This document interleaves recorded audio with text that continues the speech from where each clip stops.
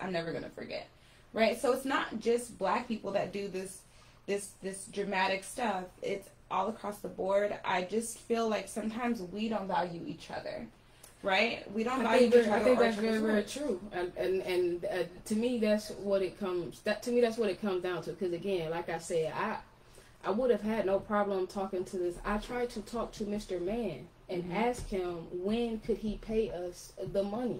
I tried to have a conversation with him, but he was trying to make it seem like he didn't owe us money for the services that we have provided for him. Right. You know what I'm saying? So no, I'm not about to sit and try to help and appease you and do whatever, because in your mind you want your TV. You don't care about the money that you owe us. You don't care about the services that we gave. You don't care about the fact that my guys at the end of the week, they have to get paid, but you didn't pay us. Right. You know what I'm saying? Like, so I'm just supposed to be like, oh yeah, hey Mr. Man, take your TV. I think your gentleman just happened to be black. I mean, and don't get me wrong, I understand that, but can I also say that the only other time in this whole 20 years that we have been stiff was by another black person? I mean, but again, I'm not saying this to. The reason why I brought up the story about the whole, but it wasn't about the man. It's not about the man stiffing us. Yeah. That's not why I was mad. I wasn't mad about the man stiffing us. I'm mad about the lady who decided that she was going to go on a Facebook and say that we were thieves when actually he was the thief. Right. He was the thief. Right. You know what I'm saying? So that's what made me mad, because what you could have did is what he said you was going to do was call. Right. And when you called, I could explain to you what had happened. And not the story that he gave you, because Mr. Man wants his TV. Yeah. The actual story of what happened, so you can understand, just like his daughter clearly understood, that we were keeping his TV until we were paid for the services that we provided for I got a question on my IG Live. Okay. And the question is, something along the lines of like, why don't you think? Hold on, I'll tell you what it is. It's a really good question. Okay, this is from Loved X Me. Okay, the question is, what does Blackstreet look like? What would it look like in today's time? And could we have one? Like Black Wall Street? Could we have one today? Absolutely. All the work that we do, all the talking, all the hoopla, all the support. No, I absolutely do. Let me tell you, for every person, okay. Hey, Brenda.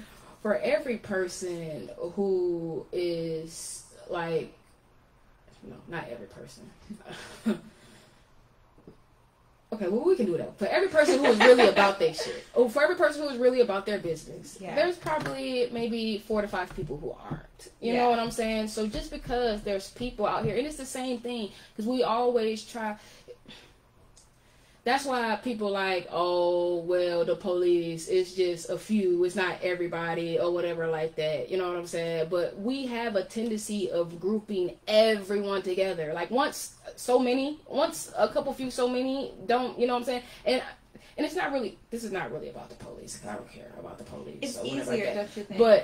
But I'm saying, I mean, it's easier, but what about the ones who are, that you're putting in this category, that you have these preconceived thoughts about, who are absolutely nothing like that? You're not giving them an opportunity or a chance to let you know exactly who they are, really, or what they really are black ass life, or whatever. Like, I mean, and your black ass life.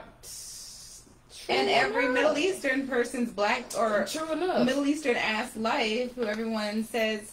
And what's crazy about these people is that we don't even call them their race or races. We just talk about their religion, right? We group them in. I just really think that there are black business people who could definitely pull together and hold down Black Wall Street. I think we most definitely could have our own towns and cities and things of that nature. It's not, well, first off, we scared. Period. That's how I feel. That's how I feel about black people. They scared because otherwise we would have it. When they burnt it down, we would have rebuilt it. And even if we wouldn't have rebuilt it, then at the point that we have black people who are in prominent positions and have money and have things to where it could happen, then they would have rebuilt it. You know what I'm saying? We can do that. But see, people, they want to be included so bad that, or maybe we just don't want to be excluded so bad that we have to be included with everything, and everything has to be an everything for everybody. But everything don't have to be an everything for everybody, because a lot of cultures have their own things too. Chinatown. You know what I'm saying? Germantown. Greek town. New York is all Jewish. Like, come on now. All the different types of towns. Okay, so that's my thing. We're the only people who don't be like, hey, let's have something that's ours. You know what I'm saying? As much as we scream that we want this and that, we don't want the things that matter. We don't.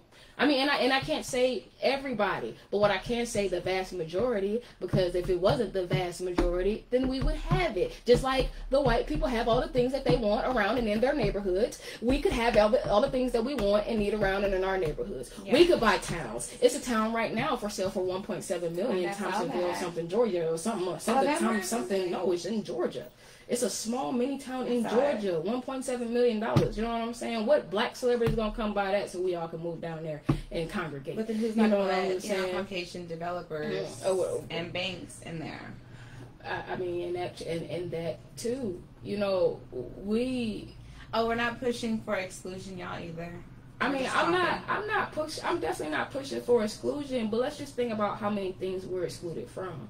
Yeah. All I'm saying is there's nothing wrong with having our own. It don't have to be everything. It don't have to be everywhere. But what if we did have somewhere where we could go visit to? Everybody had a fucking attitude. What if we had a fucking Wakanda? Black women are angry. Like, I mean, all I'm saying, well, then you need to have a big ass gate so we can decide who we're gonna let through based on their temperament. Y'all need to put on a moon ring, goddamn. Black women would start to feel like they're uppity and then look down on everybody who ain't a part of the gate. And that is, I think, a deeply rooted issue that we don't always talk about. It's a deeply rooted issue that they did to us. These things are systematically put into our minds. At some point, you have to stop blaming them.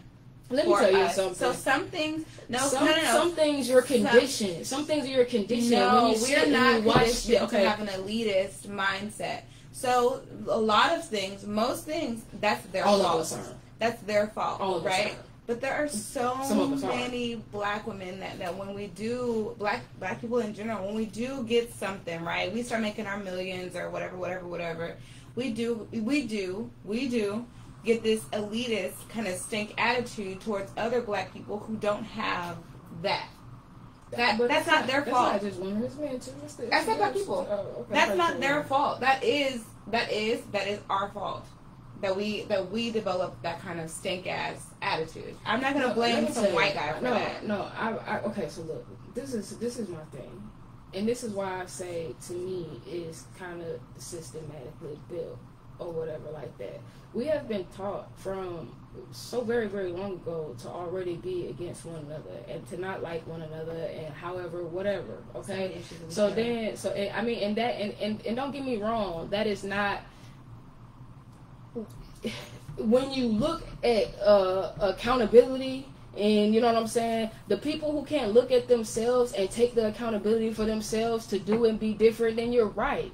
You're absolutely right. I can't say it's a white man's fault, but what I can say is that for years it was drilled into our minds. Our parents taught it to their kids. You know what I'm saying? And their kids taught it to their kids, and it all comes down. But not even only that, it's the fact that even after that, to me, I feel like we build a mentality when you don't have, and nobody has helped you have, or nothing like that. When you get out here and you getting it or whatever like that, your mentality is, bruh, I don't have to worry about nothing and nobody. It's like, bruh, I did this for me. Wasn't nobody trying to help me when I was doing this. Wasn't nobody there for me when whatever. And yes, you do grow a mentality of, hey, bruh, that's how you get uppity. That's how you get whatever. Because we never ever try to hand up nobody. We always try to bring people down. You know what I'm saying? Now, if you try to help people or whatever like that, then things will be a little bit different. But a person who is hit over the head 1,000,000 times or whatever like that, guess what? At some point they gonna fucking hit you back, right? You know what I'm saying? At some point, I mean, if they got good sense, they're not gonna let you sit there and just knock them the fuck out. They're gonna hit you back. So to me, it's the same thing, bro. It's the same thing. if nobody's putting their hand out to me to help me to do anything, then guess what? Who am I supposed to be reaching my hand out to or doing whatever? You know what I'm saying? How can I not have an attitude like, yeah, I got this on my own or whatever like that? Because in a sense, no, you did, and that's a fact. But I see both sides. Except for the guy. Thank you for calling to This is Big Show. You live on the radio and you the fifth caller. Was good. You there? Hello. Uh-oh. You there? Yes. Hey, what's going on? Hi, have you been listening? I just jumped on. Oh, just jumped on. Just jumped on. The importance of... Wait, hold on. Wait, this is Divine Souls Clothing, isn't it? That's right. That's right. See, that's what I knew. That's what I knew. It's 6:57, and I told him. 7:57. I told him to call at 7:55. You was right on time. That's what I'm talking about. So, hey, look. So, before we even jump into your interview, we have been having this intense conversation. I haven't even really played no music, so of course, we're having this intense conversation about black businesses, the black dollar, customer service, and the black consumer, or whatnot. And so, you as a clothing designer or whatnot, I'm sure you have encountered a lot of different things when it comes to just even business or even your consumers. So tell us some of the good things that you have encountered, and then tell me a few of the not so great things that you have encountered. Just being a black business and also dealing with black consumers. Okay. I say being a black business, some of the bad things, I'm going to start with that first. It's a lot of, I guess, crab in the bucket mentality, really. To where if I'm a black CEO or whatever, and then they got their own thing going on too, they feel as if I'm taking money out of their pocket. Right. And I try to help a lot of people that's just started with the clothing, and a couple people came and asked me how did I get started, so on and so forth, and I shared a few tips and tricks with them or whatever, and it's just like I didn't get no thank you, it just turned it back on me and so forth. I guess they were thinking I'm gonna take some of their customers and stuff like that, and even to the point to where I knew somebody personally, and I started out with my brand there, and they had something going on maybe a year before me. They found out I was doing mine, and a lot of people was gravitating to it. They just cut me off, social media, blocked me, Facebook, blocked me, all that stuff. And I'm like, really? And you were just talking to me the other day. Right. And now you see that I got something going on, you feel as if threatened, so to speak. But I said, it's enough money I have for everybody to get it. Now, that's how I feel. On a bad term. But a good way there. I do have some black people there that gravitate to it and love it, and would definitely support. And it'd be people that's strangers and don't even be family. They support you, and it'd be strangers that you don't even know you ain't met a day in your life, and they support it and show nothing love to it, and that would keep me motivated, keep me going. Absolutely, I feel that. So, now what about dealing with black consumers? Well, I know you said you kind of just tuned in, so we were talking about kind of a situation that I had at work where we got stiffed on some services or whatever like that. So have you ever had somebody like come in and they be like, oh man, this stitching not right, or this something, man, I want my money back, or man, you charging this for this, like, and this is like this, and you know what I'm saying? You know how we be. Yep. Now, on that standpoint, in the beginning, I used to be like, somebody came to me and said, well, I think that's too much money. You charging too much. In the beginning, just try to get my name out there, I would cut my own throat, which is sad. Didn't have enough belief, I would say, in myself. But now, to this point, being 7 years plus, doing it, now I just give my price. They don't like it. They think, just the other day, somebody told me, well, I think the price is a little bit too high. I can find it cheaper somewhere else. I said, okay, then I appreciate it. Sounds good. Right. Because now carry your ass somewhere else. That's how I be feeling. Right. So now I stand behind my brand. So I'm like, okay, you gonna go to such and such and pay X amount of dollars. Why not pay me? That's right. Fine. That's real. Now, I have had somebody come to me and be like, well, you know, this I would say, this print here, something might have went wrong with it off the print press or whatever. My thing, I said, okay, customer always right. That's just me. And I was like, okay, that's fine. I'll replace that one, and you keep that one if you want to. But if you want to give it back to me, that's fine. But I'm going to give you a brand new shirt or a brand new XYZ, whatever you got. This is another thing. Make sure you good. You know, this phrase, the customer is all right, always right, is like, it's like an age, so it's so old, and it's so it's so ridiculous, because people these days, they're not always right, bro. No. Like, some of them may be wrong. Like I told you, this man stiffed me, and he told me that I was wrong. He called me a thief. But really he stole from me. Right. You know what I'm saying? But the customer is supposed to always be right. You feel me? Yeah. So I just feel like that's kind of ridiculous a little bit. Yeah. It's definitely outdated. You know, it's definitely outdated. This is 2020. The customer be wrong as fuck. They don't know. They be wrong as fuck a lot of times, and they be thinking they be knowing everything, but they don't know shit. You know what I'm saying? They really don't. For real. And you can't tell them that they don't, because if you do, now you wrong. And now they want to talk to the manager, and now you want to get right. They want to talk to Facebook. They want to talk to They want to talk to everybody else about right stuff. Make videos about you. For real. And they really take it to the death. But you know what? When you provide that service and you give them something nice, and they walk into the club and like, oh man, this shit here shot, whatever like that, bro. Do you ever get this old rave ass review like, oh man, my man, he had me pressed up, like I was in there, man. The ladies was looking at me, the whoop, and all that other junk. You know what I'm saying? Like we don't get that. But man, let you mess up. They be like, oh man, they tore this up and they did this and they did that, and the stitching it was off to the left, and the name tag was off to the right. Like, even if you don't mess up, but they think you did. And you can explain 50 times, I did not. They still mad, and now they trying to ruin your business. So let me ask you a question. Being a clothing designer, you use social media a lot. And we all do nowadays, you know. Do you feel like social media more hurts or helps your business? I would say it has helped it a lot. Because I wouldn't be able to, matter of fact, be on the phone with y'all if it wasn't for social media. So, you know what I'm saying? I think it helps a lot. Because I was able to be able to hit a couple of people in the industry there, like Big Sam from the East Side Boys, Young Bloods, Film, just to name a few of them, and it was because of social media.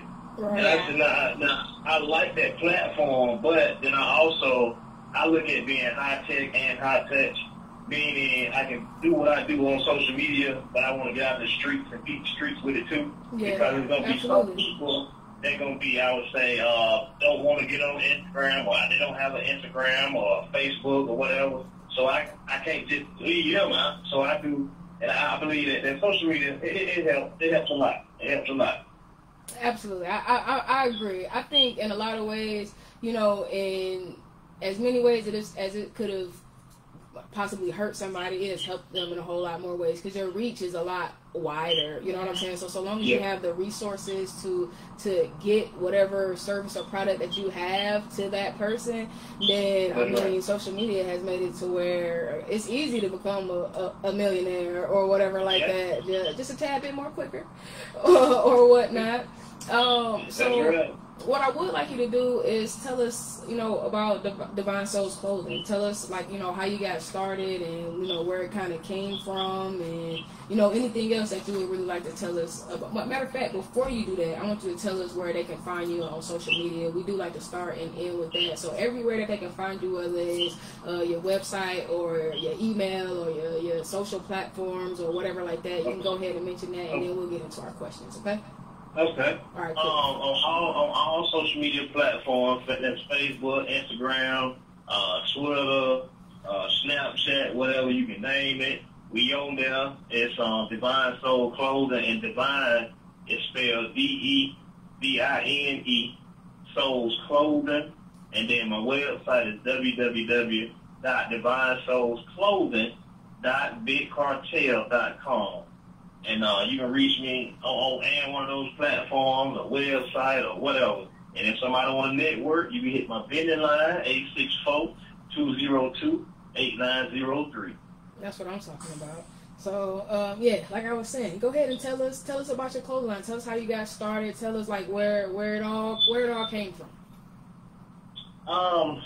2012 actually when we was born, so to speak, as the company wise. I've always been into fashion ever since a little child. There, again, cause when my mom and dad kind of brought me up, I had to have the freshest, the latest, joints or whatever it was. I just had to be fresh and look better, I would say, than somebody else. But I have things that other folk didn't have, so they get to asking and wondering where I got it from and try to be a trendsetter, if you will. Right. But fast forward into maybe like I say 2012, I was just messing around on my computer. And I said, man, I like the fashion thing. I love design stuff. Even in high school, I used to design shoes, but at that time, I didn't look at it like that's a business. I just did it so I could stand out. Right. But then it hit me like 2012, and I was just like, man. So I like clothes. I like fashion. I'm a sneakerhead. All that good stuff. And then I said, well, you know what? Now I'm not in the street life no more. So I was like, let me do something positive. So that's why I dropped in my spirit that about Divine Soul Clothing, being a faith-based clothing company there, and be on a mission to spread the word of God through fashion. And we pretty much started putting things together, and whatever just inspires me, that's what I kind of put on the shirt, which actually was my first shirt that inspired me. That was royalty.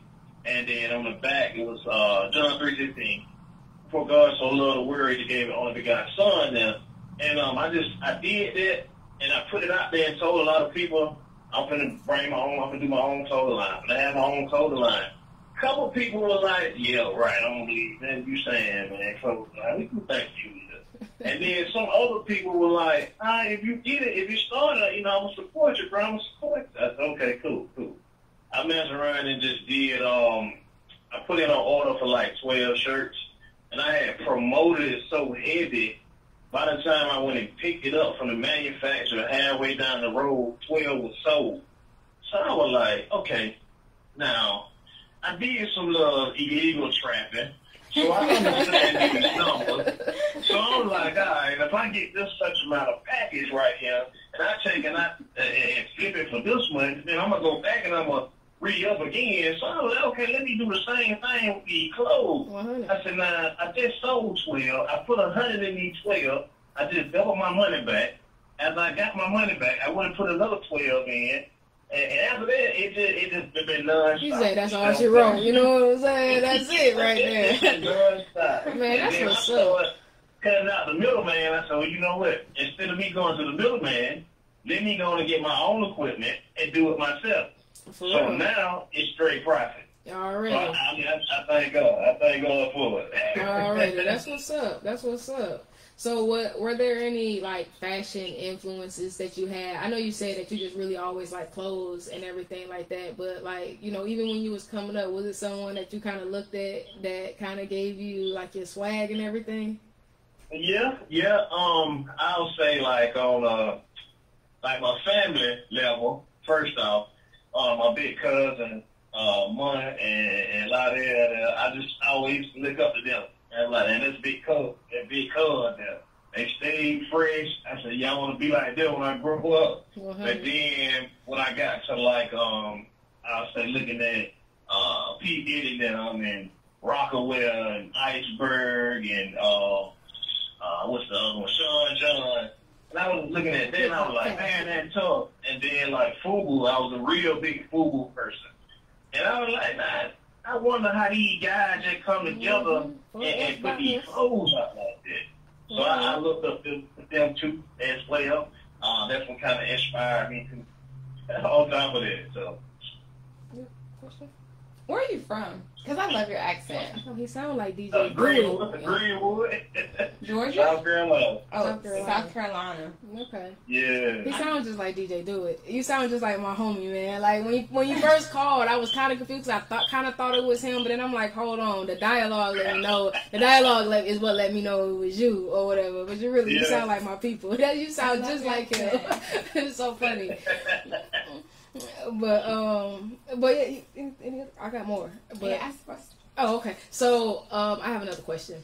Do you think there is like a real lane and real opportunities for black fashion designers in today's industry? Yeah, I would say so, because everybody got a customer base they're going to deal with. So, and everybody's design is not the same. So I feel as if we may have an equal opportunity in this lane here, because we're going to cater to different people. Of course. And I don't know how many billions of people that's on this earth besides the government killing folk for this old corona mess, but but it's I believe everybody has an equal opportunity to win. It's not at a higher level. It just all depends on that fashion brand or that person's drive on doing what they're doing. So absolutely, and social media makes it a whole lot easier. If you're on it, there are beauty lines. You say what about beauty lines? If Rihanna didn't start Fenty because there were already beauty lines. Right. I mean, well, that's true. I think, and that's another thing that kind of comes together with, black businesses and black consumers, and just like the black community, we do have like a crab in a bucket type of mentality. We do feel like just because,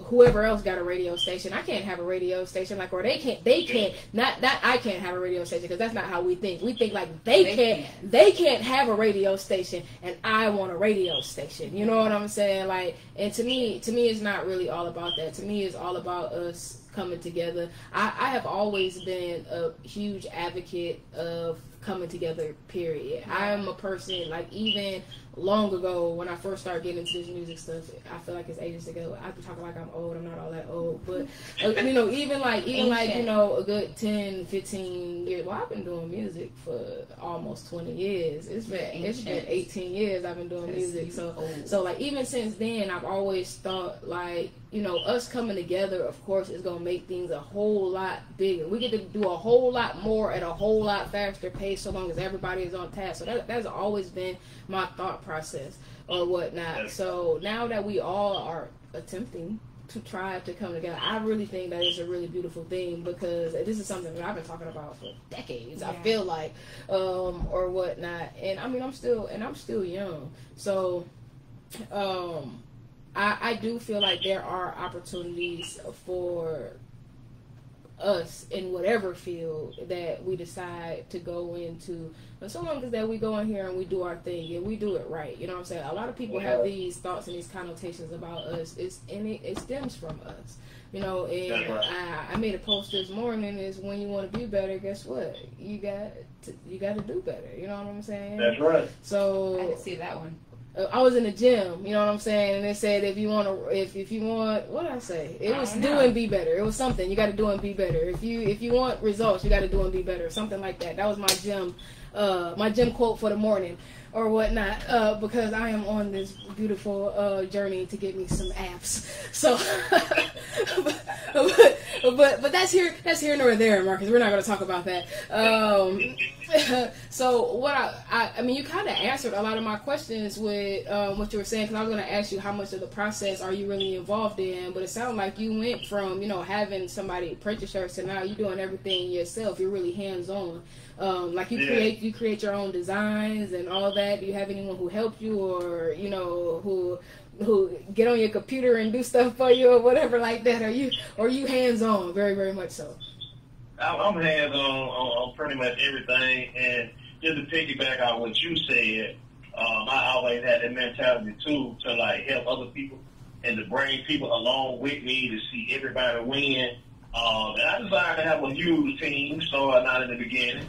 I brought on a couple of people, and it didn't pan out. I guess somebody would get more spotlight and more shine than somebody else. And so that's what this ended up put me to the point to where I said, well, let me learn everything then. Let me learn how to do this. Let me learn how to do that. So I won't have to lean on nobody to be like, I'm waiting on somebody to get my clothes printed up for me, or if I got a customer that wants something like right now on the spot, and I got to wait a couple of days before I see something turn around and I done missed out on the sale. I said, well, no, let me just go ahead and learn everything I need to learn, and I'm fast tracking to the pace to learn how to do my own photo shoots and everything here, because I want to learn everything. about the business side and all that good stuff. So what is one man army? What does the future look like for Divine Souls clothing line? Are you gonna branch out of t-shirts? Yes. We actually working on something now with my people's another branch off from Divine Soul Clothing called FAM, and it's a clothing line with just me and like 3 of my other cousins. And we kind of branching off and messing around with that too as well. So we getting all the paperwork and all that stuff. We got all that squared away with the name and everything. So we working on different designs and things of that nature there. So definitely a spin-off from Divine Soul Clothing to be able to fuel in another area or whatever. So most definitely. And I think more other future too as well is to be in malls and stores worldwide, not just locally. Absolutely, 100. You guys, I got a little. Just not a question. Hey y'all, I'm sorry we're doing an interview, so for whoever's calling, I'm sorry I can't take your call right now because we're live. We live. One line. Not only is this a fantastic clothing line, but also it's going to be featured in Love Is Not a Game movie that's coming out this fall, produced by Lacey and Freshie. 100. Hey man, that's what's up. I really appreciate you reaching out to my peoples or whatever like that. Like that was love, like for real. Most definitely. And I appreciate you tagging me. Hey man, show that love there, and you know I love it. I really appreciate it. I can only do what I can do, fam. You know what I'm saying? That's all I can do. I can only do what I can do, man. And they really want this. We're not answering. Again, I apologize because I know you listening. You calling in and you listening, and we're on a live phone interview right now. I'm sorry, I cannot answer the phone until after 8:30. Thank you. No calls from 8 to 8:30. It's interview time. But thank you so much. Because we appreciate y'all calling in. I know everybody wants this $10 that we is giving away to the 10th caller. And guess what? You was caller number 5. So guess what? When we got a couple more callers and y'all gonna get that $10 right now. We talking to Divine Souls Clothing, and man, like I just really I appreciate everyone who reaches out to us or who feels like we can help them. Of course, reach out to more people or whatnot. You know, just like you, I had a dream and I just decided to go ahead and get to it. So I mean, I ain't Martin, but you know, I mean, I had a goal, I had a vision or whatnot, and I appreciate everyone who feels like, you know, we can help them, because I'm all about, you know, the help. I'm all about community. That's what I'm all about. Or whatnot. Okay. How can I help you? Help me help you. You know what I'm saying? That's right. Let me ask you a question real quick. Not about the line, but about our topic of the day, and that's about the black consumer. How important is the black consumer when it comes to society and economics, and how could we as black consumers spend our money more wisely? I would say being able to spend it more wisely, first off, saving some of your money. And not just, I'm going to get out there and I'm going to blow my money on some unnecessary stuff.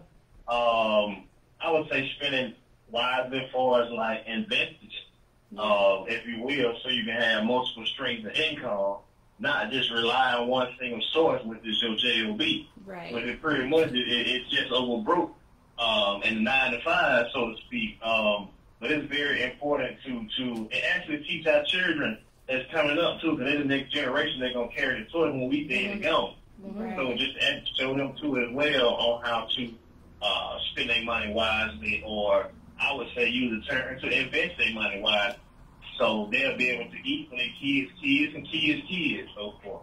Right. So, you know, one thing I always tell people, because people will look at me and think I'm such a huge consumer, right? And I'm not. I'm pretty frugal. No, I don't know, Lacey, because you told me all during quarantine you had packages coming like every day, like it's crazy. Big boxes, like lots of boxes. Yeah, that's true. but everything that I've bought, for the most part, has been things that are going to help me also make more money.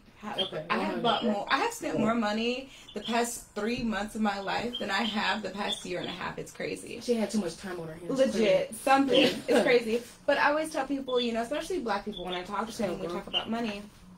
I always tell people how I do not buy pointless gifts, right? So, like, for Christmas, for birthdays, I'm never going to buy you a pair of shoes, or I'm never going to buy you, I don't know, clothes. Like, I would never spend my money on things that I look to be pointless that aren't going to bring you any money back. Mm-hmm. However, if you want a shirt, I will buy you a t-shirt press, right? If you want a pair of shoes, I'm going to buy you a class, certification course to teach you how to make or sew shoes. And so when we talk about, you know, spending our money wisely, it's not just, oh, leave it in the bank and don't touch it. Yeah. It's not about, you know, not buying groceries when you need groceries. It really is about just consciously thinking about how far you're going to be able to stretch your money when you actually do spend it. Is what I'm spending on going to make me money back? Exactly what he said. And I live by that. Let me tell you.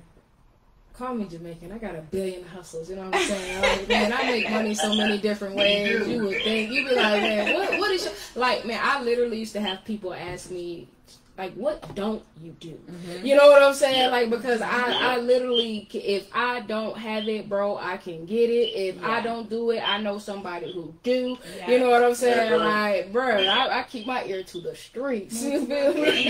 You have to. And every other community, they've thrived because they have done that consistently. Like I said earlier, Chinatown. Well, no, okay, and Germantown. And that presented another question. I'm so glad you said that because, man, I had forgot my question. Okay, so look, another thing that I saw was pretty much how, you know, other communities build and grow wealth or whatnot. And of course, the first thing that people speak on is like the Koreans and how they put money in a pot and then, you know, every however many months someone gets that money, but that person also has to reinvest back into that pot, and you have your family and your friends who are working for you for low wages until the business really pops off so you can really get, well, not even until the business pops off so you can get paid, but until your piece of money comes around, because those people who are working for you, they're also putting off into this pot. And everybody, and she said, and it pretty much said that they getting what, $100,000, like a person get like $100,000 every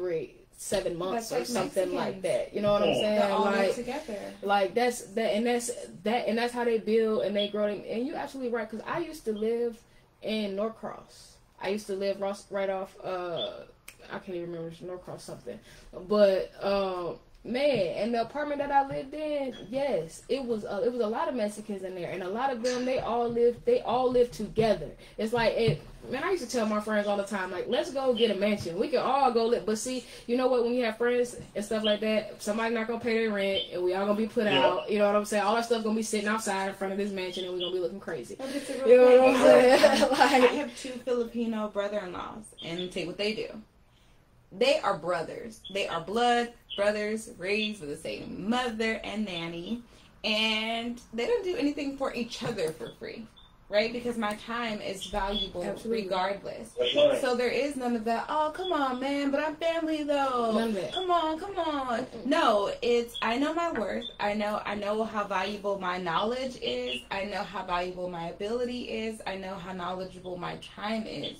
So if you want me to do a service for you, then pay me for it. But for us, we're so apologetic for everything. We do favors for everybody, man. I know. And you know what? I can't front. I do. I told, man, another post I made this day. This heart of mine always getting me into something. You know what I'm saying? This heart of mine get me into some bullshit every time, bruh. Like, for real. But I digress. We have 4 more minutes, and I got 2 more questions. So, okay. One question would be, what do you think the fashion industry is in desperate need of right now? Ooh, that's good. I would say they should be in desperate need of some positive light, some kind of positivity, because there's so much negativity that's going on right now, especially with the police and George Floyd and things of that nature there. We need something more positive out there to be able to override that negativity, to be able to lift somebody up instead of tearing somebody down. Pretty much. That's what I think.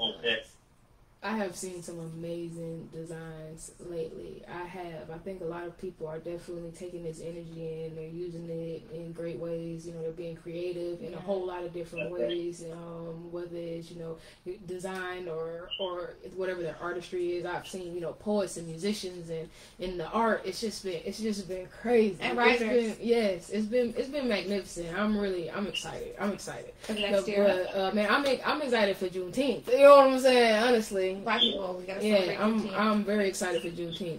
But my final question is, what advice would you give someone who is like just getting into fashion or designing?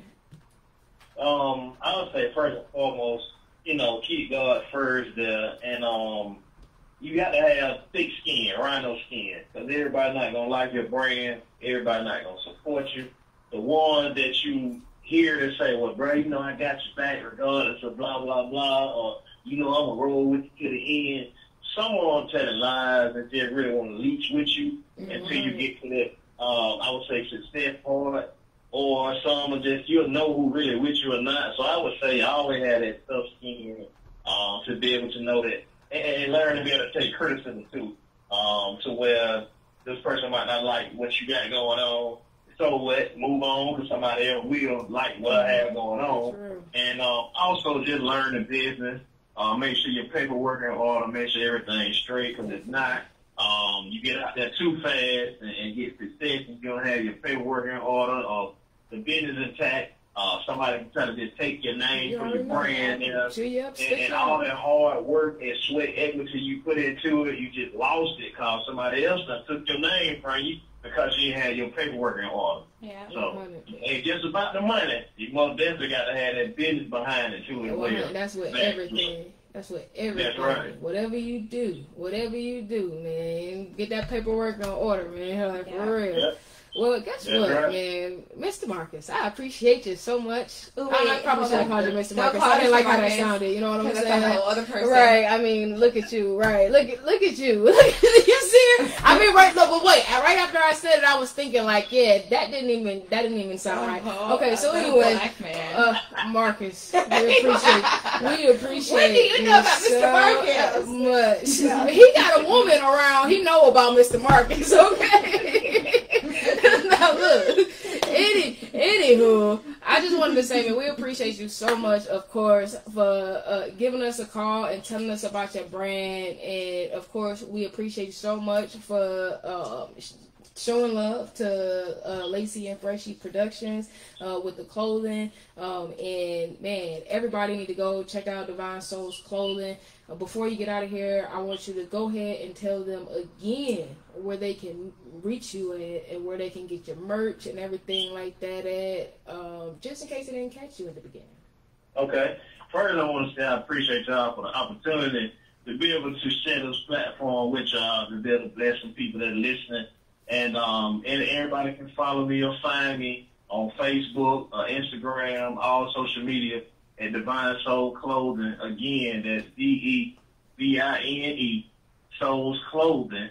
And then my website is www.divinesoulsclothing.bitcartel.com. Or you can hit me on my business line, 864-202-8903. She used to call me on my And I'm going to leave them with this. Your Instagram is Divine Souls Clothing, but your Facebook is Divine Souls Co. Because I was trying to find you. So Facebook, if you're looking for him on Facebook, it is Divine Souls Co. with a period, okay? And if you're looking for him on Instagram, it's Divine Souls Clothing. So y'all make sure that y'all go follow him and y'all show support, man. Everybody is talking about how important this Black Dollar is and how important it is spending it with our black people. So y'all make sure y'all show some support to Marcus and Divine Souls Clothing, and y'all go purchase something today. The same way y'all cried for Gucci when their store got looted. You know what I'm saying? Go spend with your own, your people. That's what I'm talking about. Well, it's been real. It's been fun, Marcus. But we got to go. We got bills to pay and we got music to play. So let's get back to it. You know what I'm saying? Bye. All right, now. Hey man, that was lit. You know, me too. You know, Divine Souls Clothing. Y'all make sure y'all check that out.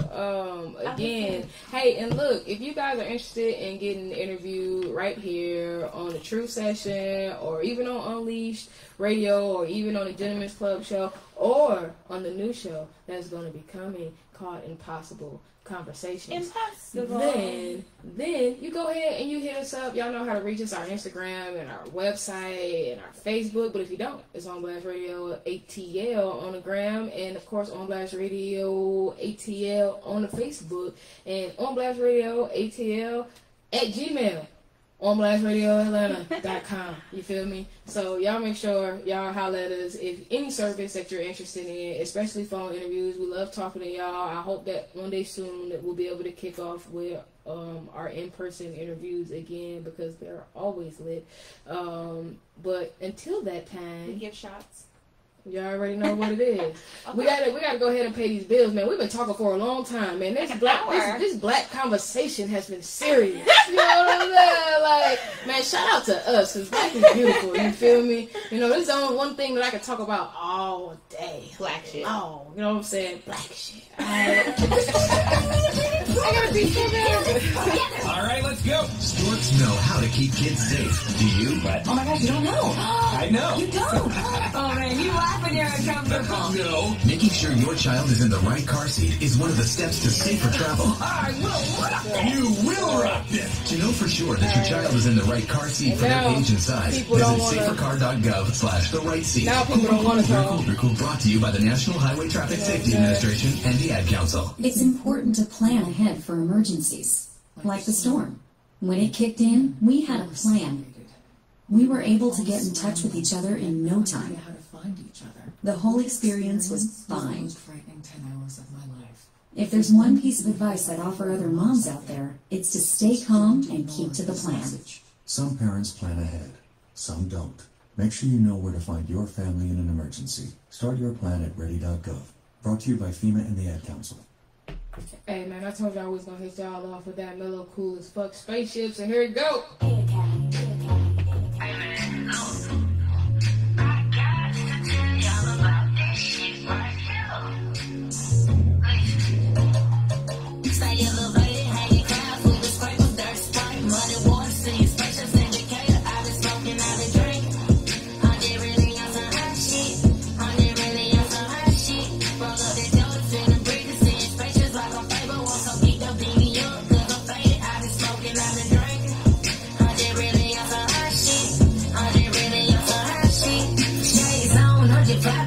Fly shit, cut clean, this is summer on my thigh shit. I'm in the cater, I'm just cruising with a fine bitch. I'll be blowing, she so tatted and her thighs thick. We just laughing and we smoking on some good shit. Look out the window, sing a special, almost wreck my shit. You guys called earlier, I had to blink a couple times. Yeah, fire call. What's up, bro, man? Shout out to my bro. Chapel Benedict. Shawty, you asked me for that pressure. I did little, put some cold in me. Your cold, you was stressing about some shit. I just wanna see you up, getting money, rich shit. I can fight over your blood, now you get same shit. Mellow, you know?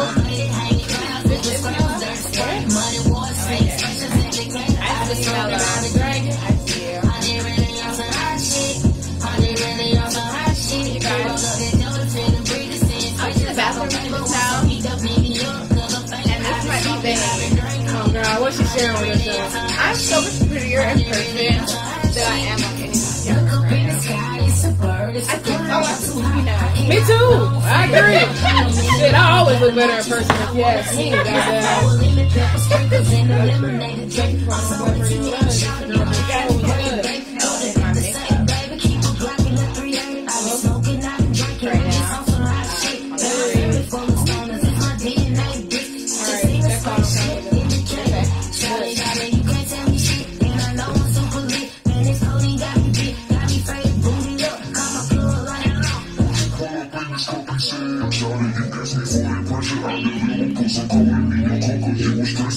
to the homie Mello. Mello cool as fuck, man. Y'all follow the homie. We want Mello.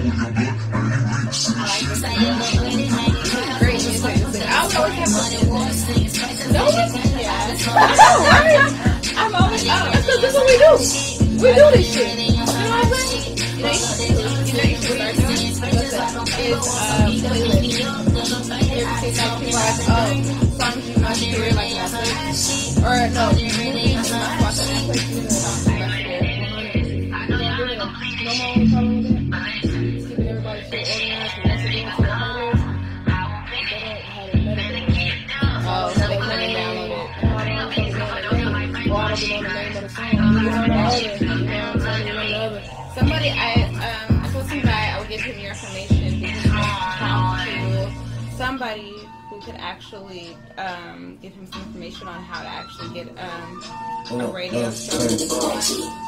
And I was like, he asked me, he's like, well, who do your radio show with? I was like, tell your name. And I was like, I'll talk to her first because I was talking to people that are able to first. Oh yeah, you know me, man. I help people. But he's also my people on the interview. He has a production company for Gay Boys. He also has a record label. He makes music and he makes movies. But now he wants to start a radio show. Yeah, man, you know me. Do a little research. It's easy for me. But no, I don't mind helping people. I don't mind. I really don't know. Give my information, but I'm just saying, you know, for those who don't know, because, you know, I had a couple people try to come over and just take over my shit. You know what I'm saying? They want to come tell me how to run and do my shit. You're so mad about it. I'm not mad about it. I ain't mad about it. I'm just saying it happens. Oh, because we're on a different point. Yeah, alright. We up there. Exactly. We done blasted off. They up there too. We got our playlist. No, they not. They down here. I was gonna say that. That's what I was thinking, but I wasn't gonna say that. You know what I'm saying? That's okay. They don't know me. I'll say it. Fight me. I don't care. You want that? I'll You ain't gotta worry. You ain't gotta worry. You ain't gotta worry. They come fight you. They want a problem. You know what I'm saying? Fight me. Okay. I'm still getting mail from my enemies right now. Hey man, shout out to my brother. That's my brother rapping right now. But yeah, he's been doing research. When it comes to process, this is actually good at the process. So I'll make sure.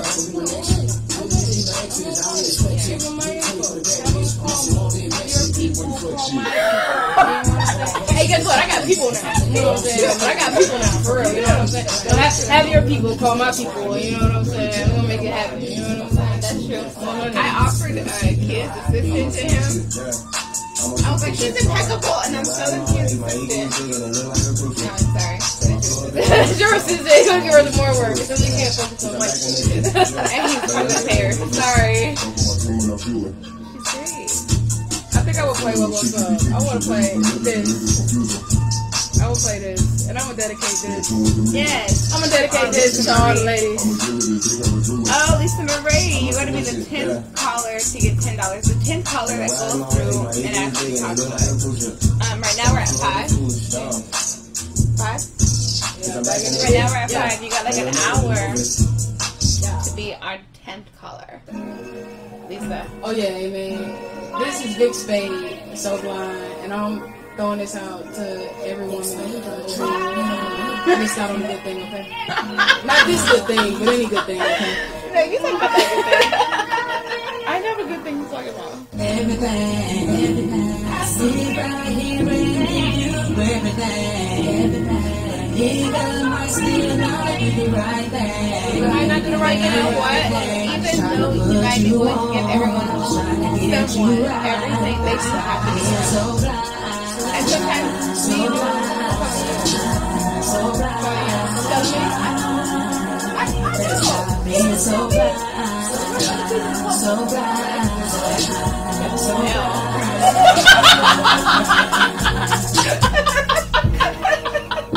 Shit, y'all.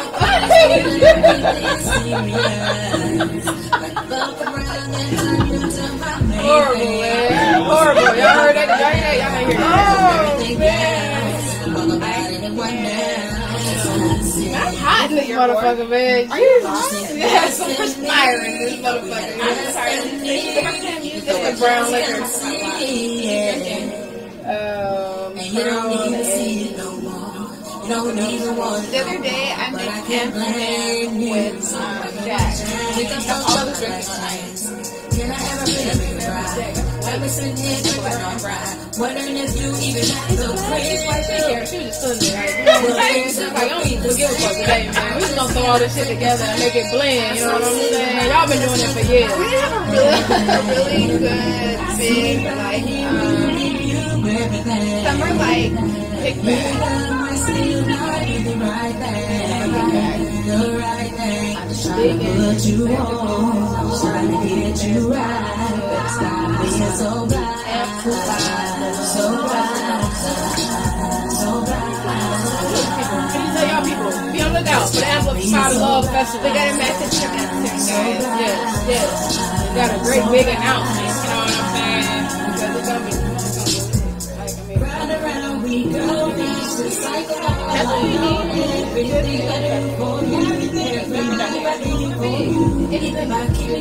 So you know that's exactly how Afropunk started. Afropunk originally was an independent music festival for alternative and adult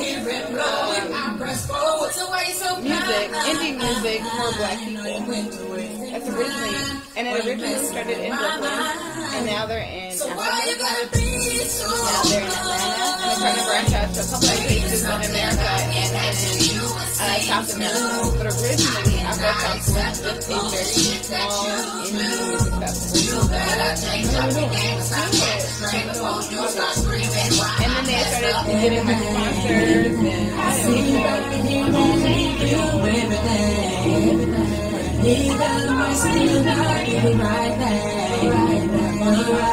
like sponsors put you on. I'm trying to get you right. Have you already applied for the service? I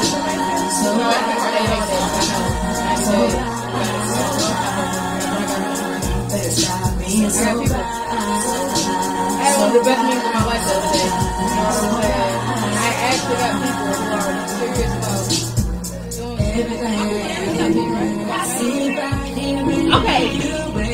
Okay, but so this morning I'm in the group chat, right? And I'm just trying to listen to find out what the fuck is going on, but I have no idea what's going on.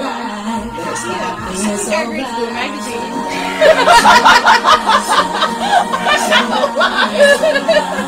Yeah. I know where the magazine came from. I was so confused. She didn't respond. No, she was. I was in there. She got in the group. So you don't need to start foraging wild I berries. forgot to put you in the group.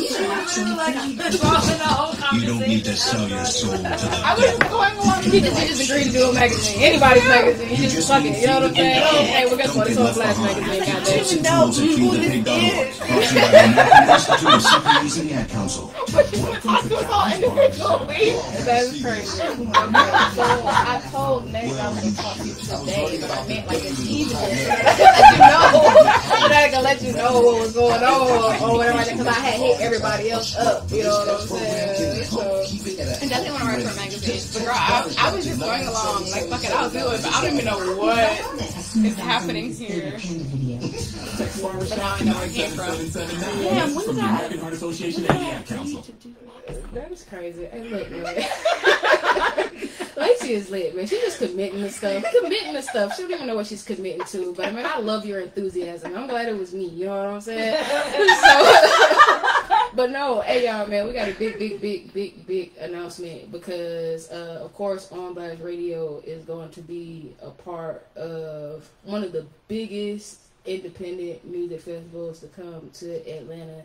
And it is called the Amplify the Love Festival. Okay, it's coming in August, so y'all just be on the lookout. We got flyers coming soon for vendors and for people interested in performing. And if you're interested in sending us a donation, we're looking for all the political parties. We don't care, you know what I'm saying? We're looking for y'all to come down. We just want to get people to vote, and you want to come down and you want to speak your piece and you want to do whatever, you know what I'm saying? We're calling everybody out, so y'all can tell us what y'all are really about. The election is in November, of course, the presidential election and everything like that. So y'all just make sure Primaries for today. Right, the primaries for today. I hope y'all went out and voted, because the people you voted for today is going to be on the ballot in November. So y'all make sure that y'all just stay tuned in, of course, to On Blast Radio and a lot of the major things that we about to have popping off for y'all this year. You feel me? Artists start getting at us and sending us videos, like little clips of your music or performances or whatnot, because we'll be picking people who would like to perform. So y'all already know what is good when it comes to On Blast Radio, man. We're trying to get y'all out here, man. We taking off. We taking off this year. You can have poetry too. Oh yes, we need some good poetry. We're gonna have poetry. We're gonna have spoken word, man. We may even have some comedy going on. We're definitely gonna have a cipher, and I just wanted to be a man. I already told y'all, if y'all was paying attention to me in quarantine, big ass back to business barbecue is what I was thinking. You know what I'm saying? But I just merged with a few of my homies who had other ideas of doing something that was kind of similar. Because where I'm from, we used to have block parties. We shut down the whole block. You know what I'm saying? And we have speakers, we got a DJ, we got food, we got ice cream trucks and people, and you know what I'm saying? And it just used to be lit. So, you know, that's kind of the thought process that I was having. Or whatever. We're gonna do it big for y'all. So man, y'all, like I said, y'all just stay tuned. As long as y'all stay tuned in, check out the website onblastradioatlanta.com, and guess what? Big things coming. I was literally 2 weeks ago talking to Kia about block parties and how I think it's crazy that we don't have block parties in Atlanta. And we had a whole conversation. Blocks. We do have blocks. I mean, kind of.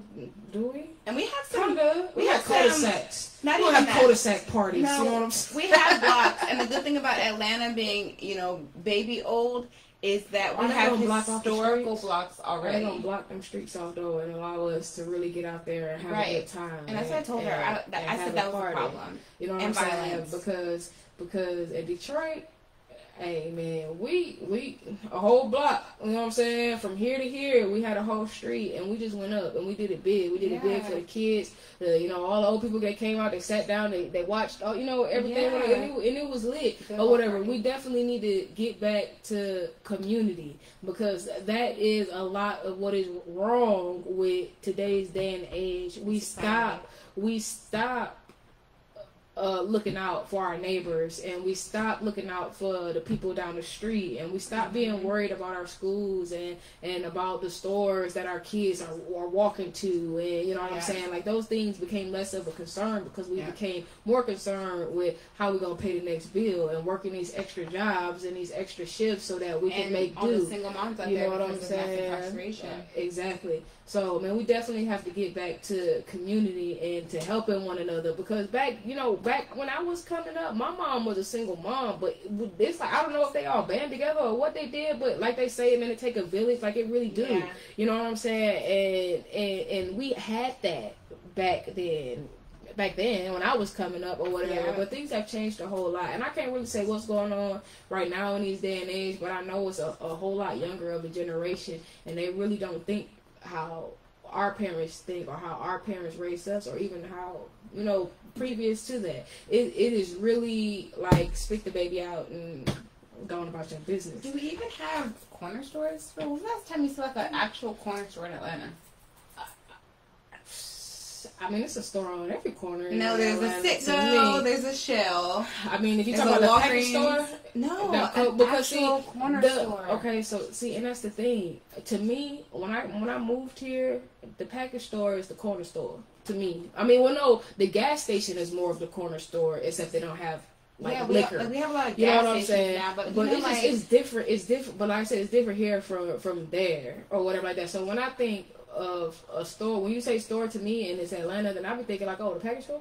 You know what I'm saying? I've never seen a fucking like convenience store, or you know what I'm saying? I have never. I don't think that I have not seen like a corner. And I remember when I was a kid. Oh my gosh, you guys! So when I was a kid, whether in California or anywhere else, there was like a corner store, right? But I remember when I was living in Little Rock, Arkansas, and I don't even know what street I lived on in Little Rock, Arkansas, but there was a corner store, and they also made these like barbecue sandwiches that they wrapped in like foil, and it was a tiny store. Like all you could really get was like you know, like those little drinks you can buy at the gas station. They were black. It's Little Rock. Everybody's black. Oh, okay. Okay. And well, I mean, we talking about black businesses and the black dollars. Yeah, so it was black. It was black. That's what's up. It was cool, and like you could buy these little barbecue sandwiches for like 50 cents. So my aunt and uncle would buy like 10. You know, they will feed all of us. We ate these little barbecue sandwiches like nobody's business. You could buy penny candy. No, let me tell you, when I was coming up, that used to. Chiefs was the spot. Chiefs was the spot. It was right across the street from the middle school, right? And every day before I went to school and when I got out of school, and we would be over at Chiefs and we would be getting all the candy, the pickles, the hot chips, and all the other stuff. He used to have like, man, and it was a little store, but he had all the penny candies, all like. Man, like, that was like the life though. The yellow store. You remember like even going outside and kids was actually out like jumping rope and they were playing basketball and you seen them playing tag. And they were, I went to a neighborhood recently. Legit, like there were kids playing. And this is like, yeah, it was recent. I think we were going to Kia's family's barbecue. And there were kids actually outside playing. It's rare. And then I think more people have gone outside since like the COVID and everything like that. Like than you ever. Well, because let me tell you, these parents are telling these kids to get the fuck out first. but not even. But I mean, but not even that, because you look like I went in Walmart and there were no bikes. Like no bikes. So to me, if there's no bikes, I mean people are they outside. You know what I'm saying? Like for real. And I went to 2 Walmarts and there were no bikes, no bikes, no painting stuff. You know what I'm saying?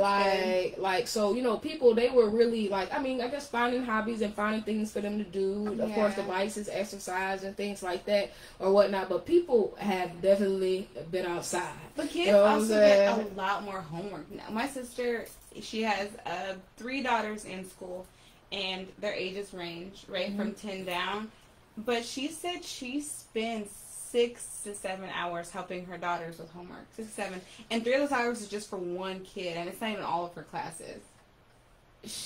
The mama needed 2. No, it's not. No, that was a. My sister has a master's, but not it's even not that. Because she can't help them with their homework. It's because they get so much homework. And what's messed up is due to the COVID, you know, all these kids they're at home, so they have all these things that they have to do. They have to complete their coursework, they have to complete their homework, and then it's kind of hard to get them to sit still or to do whatever. Not only that.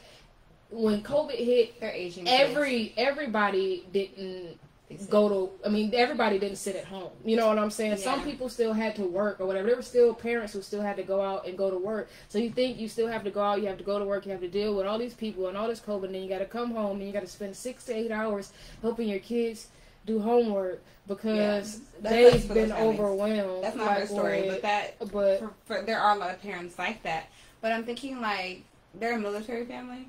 And they're also Asian, so her kids care about their grades. Oh, not even that. They're not just getting school homework; they're getting parent homework too. You know what I'm saying? Really they got homework on top of homework. But when you talk about like kids, you know, not going outside, not playing, not being active until right now, you know, after COVID, and parents needing to like get creative with keeping their kids entertained. And my sister was just talking about on a regular prior COVID on a regular. The kids coming home from school at 2 or 3, and she's spending 6 hours. 6 hours on homework is ridiculous. Why just sending that much stuff home? I remember. I mean, let me tell you something. When I was in school, I didn't bring homework home. I mean, I used to get homework, but I didn't bring it home. No, I was already done with it. I had already did it. Like I was one of them kids that in school. Time, right? Right. I was no. I was one of those kids. I was one of those kids in school where I went to school. The 5 minutes between class passing time was enough time for me to do everything that I needed to do. I spoke to everybody I needed to speak to, did everything that I needed to do, made my ass to class on time. Once I got in that class and they gave me my assignment, I was always like finished. Like I was one of the people who was finished, and I was sitting around like doing nothing. So if we had like homework and shit like that, I would be doing my homework. I would be getting that stuff done already. I never went home with homework, and I think I was bored a lot in school. I think maybe as I got older, I would bring some homework done. But yeah, like cannot recall having more than, at max, even if I did bring my homework done, I never had more than like 30 minutes worth of homework. And if it took me longer than that, it was because I was just pussyfooting around. So what the hell is they trying to teach these kids? But they teach them a lot now. They teach them more earlier, too. What are they trying to teach them? Because a lot of the shit that I didn't learn, I don't even fucking use right now, today, in this day and age. I think they're teaching them more, and they're teaching them more earlier than they taught us. Because, like... I mean, that's good. Even though they took out cursive. And I think that they're bringing it back. But Well, I'm did happy. they really take out Yeah, cursive? they took out cursive for When did they take few out years. They took out cursive a good while ago. That's fucking ridiculous. Hey, y'all, I know how to write in cursive. With my Yeah, left they hand took and out my right cursive, hand. but then they just reintroduced it back a couple of years ago. They took out cursive. How old is my youngest sister? She's 23. I think they took out cursive a good 5-6 years ago. Maybe 7. We were supposed to have another interview that I think is gonna get pushed to Saturday. So y'all tune in on Saturday for Unleashed Radio. We're gonna have Gastronaut Status Clothing coming in physically. My bro, he's in town and he brought some merchandise for us to check out and he want to talk to us. So we definitely go check him out. So y'all tune in on Saturday from 3 to 5 for that.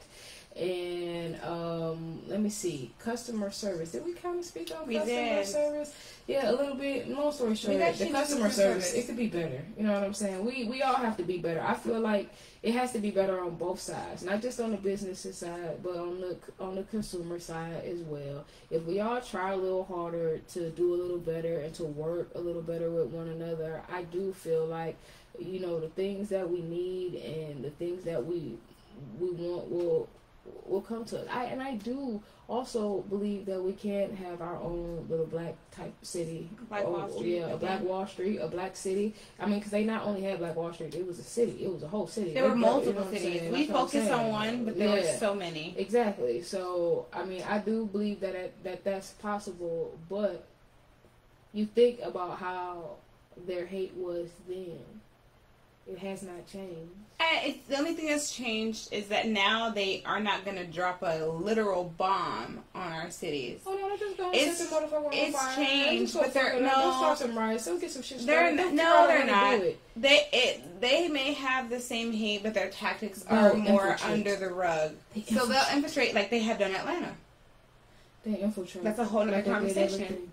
No, infiltrate like they killed my They have infiltrated so many of our cities, but they're not going to drop bombs. They're not going to go through with torches and set fires because now it's going to be obvious. Like, yeah, they will infiltrate. They'll 9/11 us. You know what I'm saying? No, they won't though. But they will have developers come in, and they will have developers buy up empty spaces, or they will have developers buying up circles. Fuck that. Ain't no empty spaces. We can't leave empty spaces. If we build in our own city, then they can't. We own it. There's no empty space. We don't let white people in. I mean, no offense. I mean, not like that. But we don't let them in. If this is what this is supposed to be, then you don't let them in.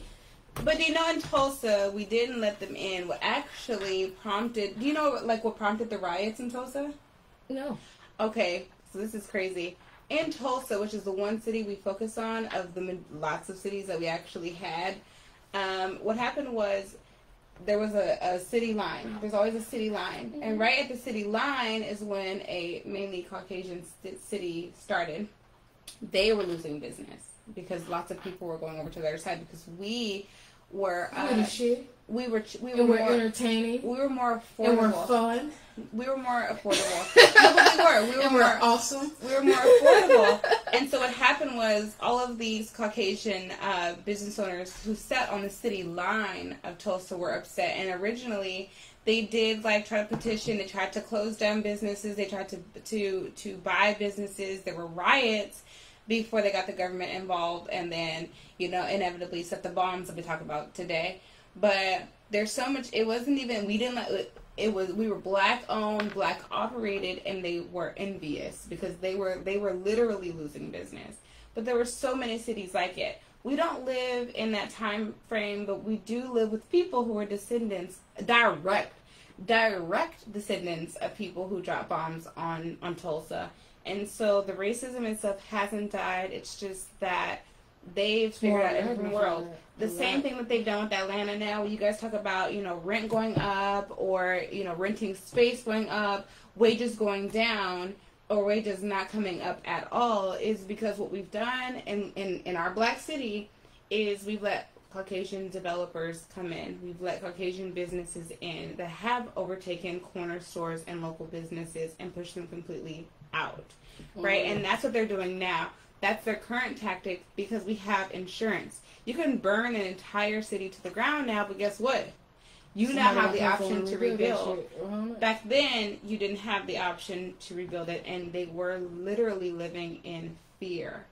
Fear. The people who survived, and there weren't many from any of these cities, but the people that survived were literally living in fear because what they saw and experienced in PTSD. Hey, guess what, John? If you want to ask my opinion, we still live in fear. So, hey, guess what? What I'm going to do, I'm going to play this Dangerous Love by Slay Day or whatever like that. Y'all make sure y'all follow Slay Day on the gram. That's at Slay Day. And this is Dangerous Love. Dangerous. Slay Day. Dangerous. It's really crazy. And what's crazy about what happened to us is white people love to tell Black history. Like they were all without us, it would be a lot of shit. We created and invented fucking everything. And let me tell you something. It is nothing like a black motherfucker who ain't got shit.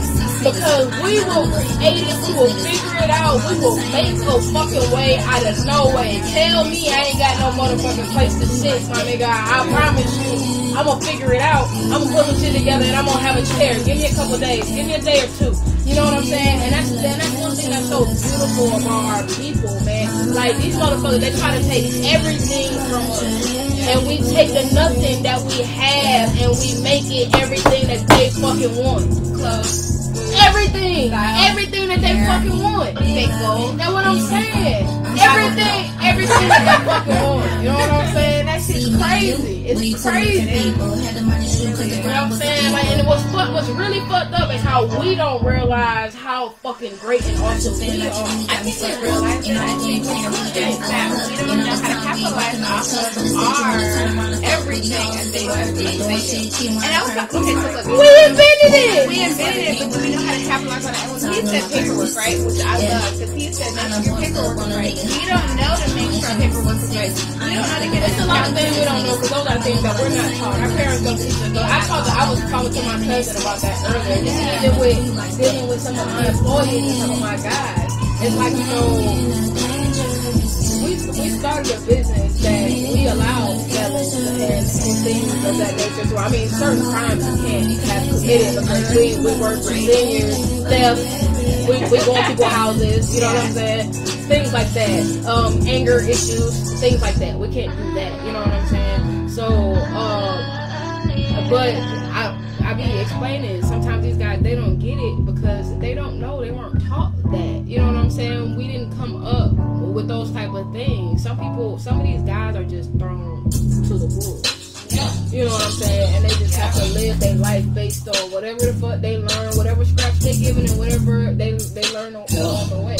Or whatever. Okay. And that's how it is for, especially a lot of the guys. You know, the men, you know what I'm saying? Even some of the women, but the men definitely. Because the women are more apt to, you a certain age, or you a man, or whatever, or however, and it's like, you go out and you go do whatever. My brother, he started working at a young age. My brother, he was also getting and all type of shit. That post where it said, you been working since you was in the early 20s? I said, I don't want a girl who's only been working since her early 20s. Like, what? I've been working since I was 13, 14. I read that, and I was like, bro, well, I literally had a job until I was 15 years old, so ever since I could do the summer school program, I've been working, goddamn. Ever since. I've been working. How many y'all say that? Yeah, like, for real. I don't, fuck that. And I've been doing everything in between and around since then. Like, my hustle has always been strong. Like, bruh, you know what I'm saying? But that's what I meant when I say, you know, once you have learned to live in a sense kind of based on, not completely based off survival, but, you know, blacks were raised off of survival. That's what we were, the vast majority of us was raised off of survival. You got your very few family household household or your nice cars and you had money and we went to school and we was fly and all that other stuff. That's the rare occasion. The majority were raised off survival. You know what I'm saying? I know how to calm the mess out of somebody. But when I was younger, I knew how to use what I had to live what I wanted, and that's how I was raised. And that emotional stuff, and even in my current relationship, she was raised off love. So, like, some of the things that she gets emotional about or cares about, You don't get it. You're like her. You don't get it. I understand. It's a real thing, and it's for a lot of us. We're raised off of a certain level of survival. What we won't do is we won't cross the line with white people. We won't cross the line with Asian people. That's what I'm saying. That's what I'm saying about my guys too. You know, I got my guys. They would call us and be like, "Can you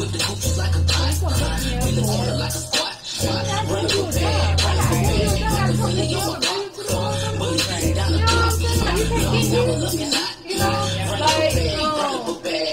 But it's, and a lot of times we allow certain things, but they was like you said, they wouldn't ask the white man there. Call that white man and ask him, can you come pick them up or can you sit in Uber? I used to work for a man who operated his own real estate company. And he had commercial buildings, so hotels and like apartment complexes.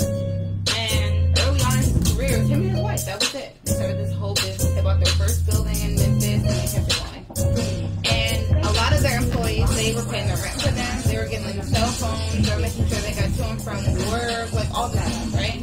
But they ended up growing to this level where it was like their employees were expecting them to do that for them, right? If I need a babysitter, I expect you guys to make sure I can get a babysitter so that I can work.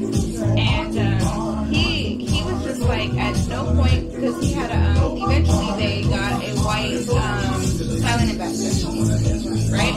At no point do you ever call the white guy and say, oh, I need a babysitter, so I can't come in and get a babysitter. You never call the white guy and say that, but you will call us. You will call us. Or like they'll come to corporate with a whole issue, and I was his personal assistant and like guard dog, and so I was always like the frontline person telling people, no, or he's not going to pay this bill for you anymore. He's actually not paying your phone bill for you anymore. He had an entire phone line personally for his employees to have phone bills. That's crazy. But you're throwing so much money out the window, and you never would tell your McDonald's employers to do that. My cousin has gone back there. Live with her at her house. You know what I'm saying? Let people live here at the office. You know what I'm saying? Pick them up from work. Send them over to get back and forth from home and work. You know what I'm saying? Make sure they had food to eat. So because no one eats before they come and work a long day of lifting and moving and hauling stuff. You know what I'm saying? Like, I mean, all type of stuff. Send the money to the child support people. You know what I'm saying? Like extra stuff that you would have to do. You know what I'm saying? Like, even the guy It's sad. The guy that just contracted us has a company, and a lot of his talent, he's kind of like Tyler Perry, so he works with state people. So since he first began to where he is now, where he can shoot movies internationally, he don't have one of those same people. The other day we were filming with them, he was even there, because it's produced by Lacey Fred, and one of the guys was like, I'm going to take an Uber, and then he's going to pay for it. And I'm going to take the Uber back to wherever I'm going, and then send him the bill.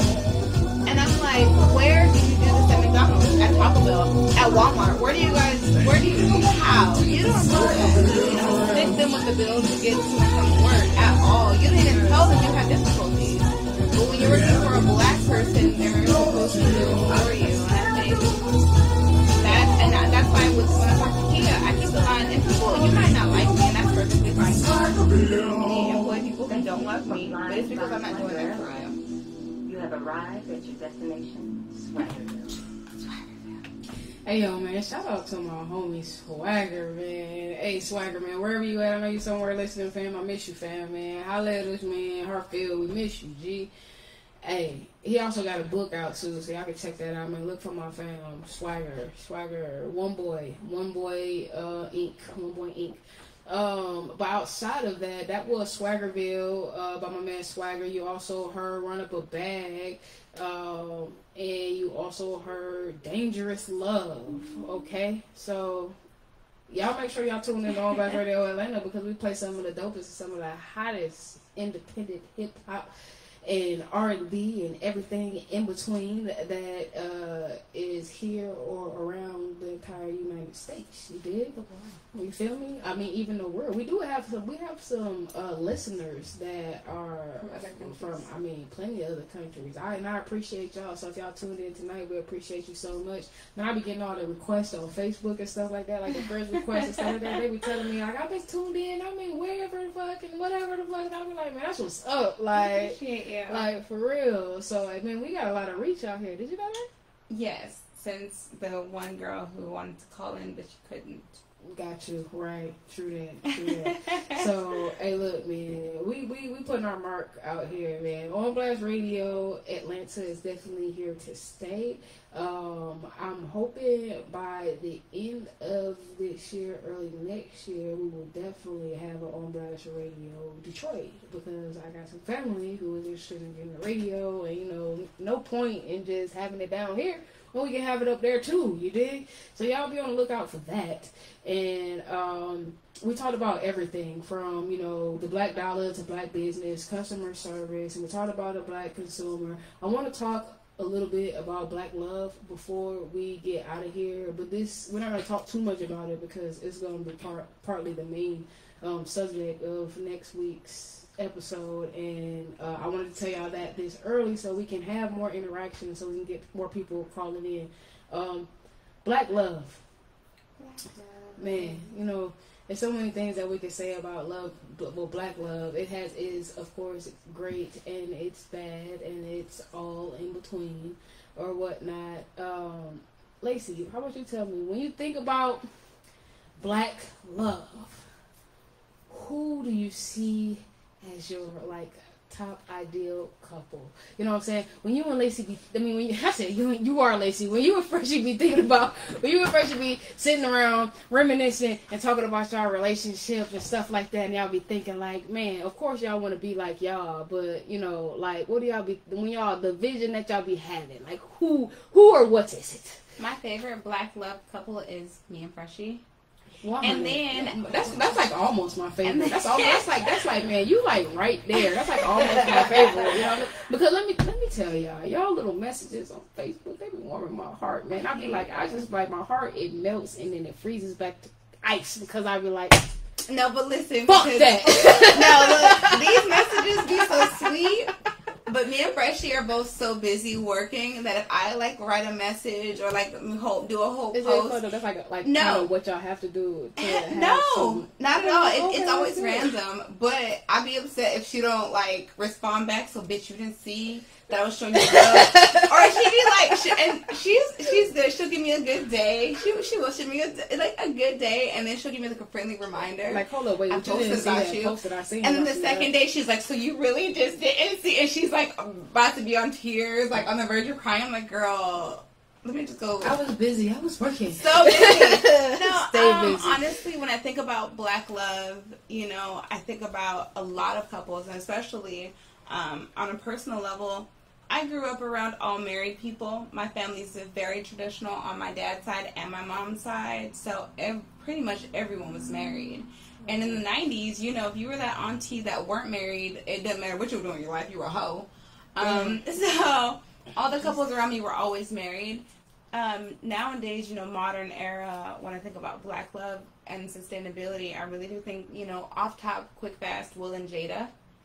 I think they go through what they go through, and they, you know, do it privately. And a lot of us, you know, have our speculation, and there's been rumors, you know, throughout the years of like what their relationship's really like. None have been confirmed. Y'all are all haters. That's true. I do definitely. I love how they keep their thing private, and it's just between them and you. Like anytime you see them out, it's like this the love for one another. You know what I'm saying? For real. Black love, you know, whatever ups and downs, whatever, you don't hear them in the bullshit or nothing like that. The little shit that you heard about them, they were doing it together. So I mean, and you it know, was when they were younger, right? Even still, all of the rumors about them are all from when they first got together and they were younger, their first few couple of years. And that first few couple of years is so critical. You don't know who you are, or you're still learning who you are. And it really doesn't matter at what age you get into a relationship. You can get There's still a lot of growth that has to come from that, because it's not just a you thing, it becomes a we thing. Yeah. And that we thing is a different thing than a you thing, definitely. Yeah. So it's about the coming together, for really making it work. You know, even with his past relationships and her past, you know, her past relationships, even with Tupac, you know, and him coming out with that whole thing, like, I was jealous of her friend, right?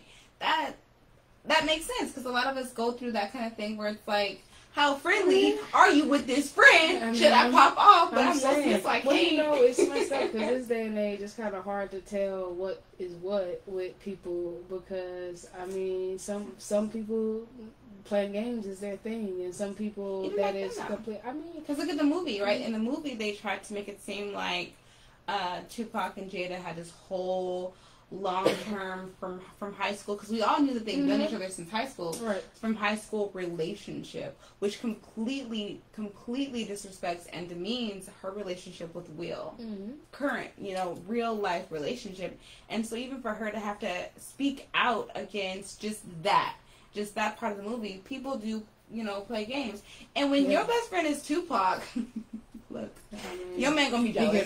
He seems like the type that's gonna play games.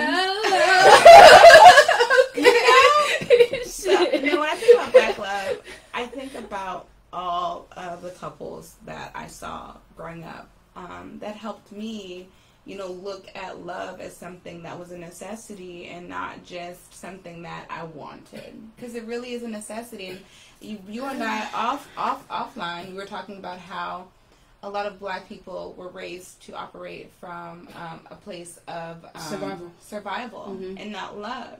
But you need love. Literally, definitely. There are people whose entire jobs are to go to hospitals and hug babies, right? You need that love. You need that connection. People are not asexual, so it is a necessity. Hey, no, let me tell you, man, the quarantine fucked me up. I felt like I kind of felt like I couldn't relate to, not people that I knew, because I know you, so I have things that I can relate to you about, but people that I didn't know, or people that I was trying to get to know, it was a little bit more difficult for me to relate to them, because I had all that time in seclusion, like, to myself. I fucking felt weird. It felt weird, you know what I'm saying? And then I, of course, felt weird for feeling like the shit was weird, because I'm like, bruh, like, you get along with people, you know what I'm saying?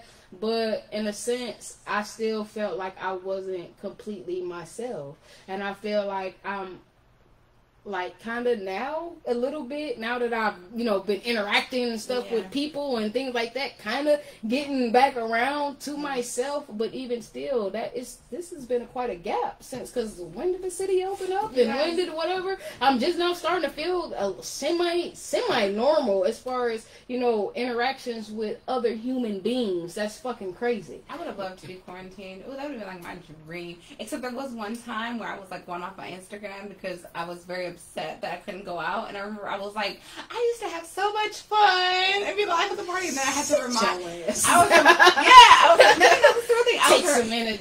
I was reminded the next day, bitch, the world is closed. We aren't able to be around each other. So that makes sense for you. Well, yeah, so I kind of went crazy. I like people, you know what I'm saying? As much as I hate people, as much as I don't like people, I like people, you know what I'm saying? Like, I have to, you know, a few interactions here and there is good for the soul, you know what I'm saying, is what I feel. And so, my ideal, when I think Black love, I think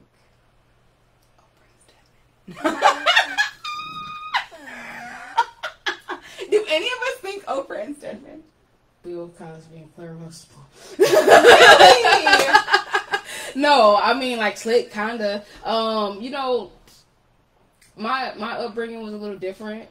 You know, my mom has been single. I mean, not just single. Like, she's dated. She's dated for as long as I can remember. She wasn't, like, serious with anybody. She wasn't with my dad. She wasn't with my brother's dad. Like, I mean, I didn't grow up with, like, her being in a relationship that was long, where I'm like, oh yeah, like, relationship. They love each other. No, I didn't.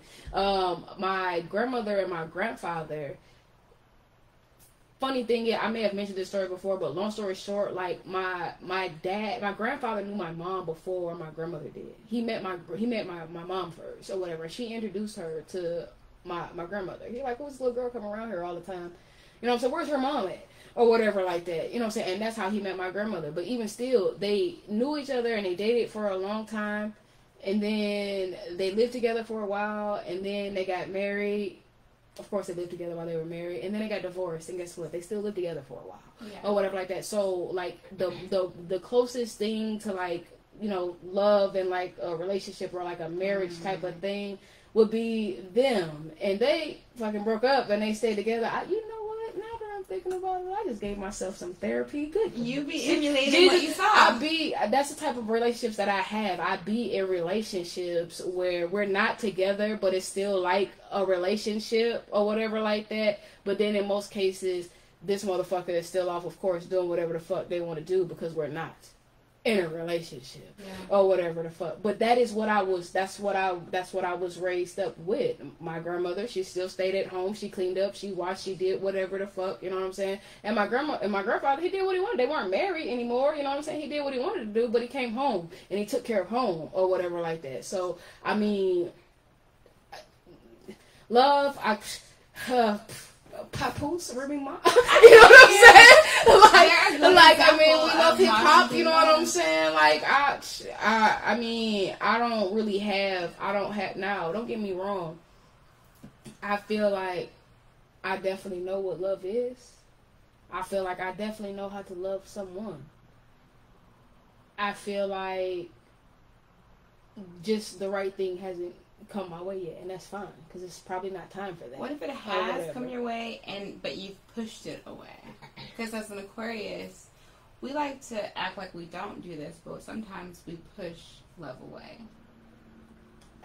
even if we see the stuff foreign to us. Okay, so I feel like you think about. There are people that I think about. It is. Now, whether or not I push them away is something totally different.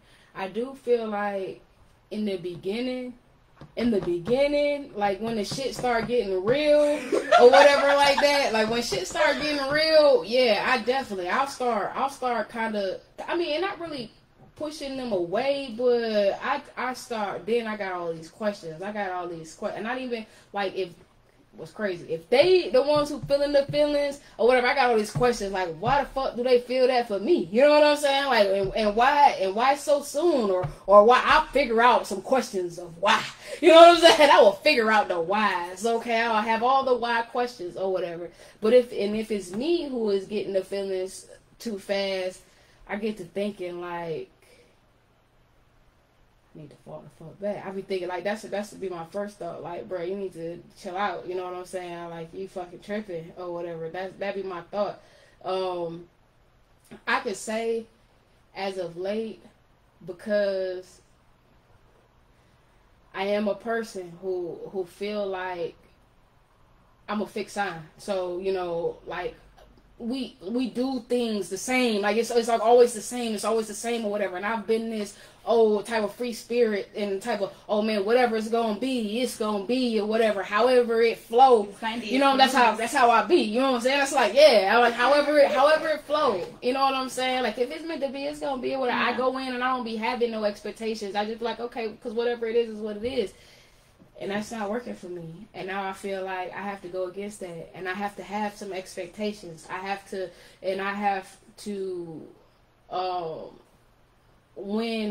when I start feeling what I'm feeling, and I know that that's what I feel, then I have to speak and I have to act on that. Because any other time, I would fall the fuck back. It's like, oh no, nigga, you can't be liking nobody. You know what I'm saying? Like, no, that's not you. You know what I'm saying? Like, or whatever. So like lately, I've been trying to be a little bit more like expressive and a little bit more like, I guess in touch with how I feel, and not trying to to push it away, but I also feel like that is just a whole lot harder to deal with, and I feel like that's why you've been seeing me seeming like I'm fucking going through this crazy ass shit on the book and everything like that. It's just because you sound like me. So much I have not wanted to feel what I feel. You know what I'm saying? And at this point, I just be... And now I feel like, man, if I feel this, and this is really what I feel like for real, then it's something. You know what I'm saying? And I'm not fucking tripping. That's been my phrase lately. Is what this is all I've been saying. I'm not fucking tripping. You know what I'm saying? I'm not fucking tripping. Or whatever like that. So, like, it's made me want to... Like I said, be a little bit more like, hey, this is what you feel. State how you feel and whatever like that. But then that also comes along with a lot of hurt and frustration and sometimes things that you don't really necessarily want to hear or feel because whereas if I shut that shit down, like, nah, nigga, man, fuck that, you don't feel that, whatever like that, you know what I'm saying? Then it's like, whatever, nigga, you don't feel that. So, you know what I'm saying? Like, you only going through the motions of making sure that you're telling yourself that that's not what it is. But when you're trying to tell yourself that it is exactly what it is that you feel, and then you have all these other feelings and emotions and thoughts and things that you want to say or things that you want to do or whatever like that, but then you have to also deal with the reactions or, you know what I'm saying, of the other person who's on the receiving end of that. It is something totally different. You know what I'm saying? Pain, though, as much as it could just be temporary discomfort. Because honestly, one of the biggest things, and you know, my partner will tell you this, one of the biggest things, we are fixed signs. How we feel is how we feel. What we said is what we said. We not doing it, right? Right. I said it. We were 4 months ago when we met, and I said, okay, well, today I do the same thing. And how we react to things is also the exact same. We were very stubborn people. I want to change. Right. Or you do want to change, but you don't know how. I want to change. I need to change. Right. I need to change. It's easy to say that, and I know, you know, we go through what we go through, and I'm such a fixed sign that it's like a lot of times I'm unwilling to compromise that. Even for my relationship, it doesn't matter how great or how good it may be. Sometimes, you know what's fucked up about us, bro? Why we're compromising people, and we were compromised on some shit, but why is it these things that we just won't fucking compromise on? You know what I'm saying? I mean, don't get me wrong. I feel like everybody has to have them. Don't get me wrong. But it's just like with us, it's just, I don't know. We compromise on temporary things. But if it's a permanent thing, a forever thing, it's so much harder because then that takes that complete dedication to it. And even though I really meant it when we were pillow talking and I said, I'm going to give you everything that you need from here on out because I know that I love you. And in 3 days, that thing that you realize that takes a lot of work. Shit! It's going to take a lot of work. It's tough. It's really hard. No, it is. Do you ever worry that you're not going to find your love, your forever person? I feel like I'm going to be alone forever. I do. I've been... I'm a crier. Don't cry. You know, you cry, you're going to make me fucking cry. I'm not in a crying type of mood, goddamn. I watched Law and Order earlier. But no, I feel... so many times, and I think a lot of it is just some of the things that I've gone through, of course, you know, and I don't blame or put anything that I've gone through on anybody. I know I had a great deal to do with some of the things that I've gone through because there's a lot of things that I allowed that I shouldn't have allowed. You know what I'm saying? I am so caring, and I will care about a motherfucker too much, more than they fucking care about me. You know what I'm saying? And even when I know that this motherfucker don't care about me as much as I care about them, even though I know that it still takes, because of how I feel about them, it still takes me too long to remove myself from the fact that I care about them. You know what I'm saying?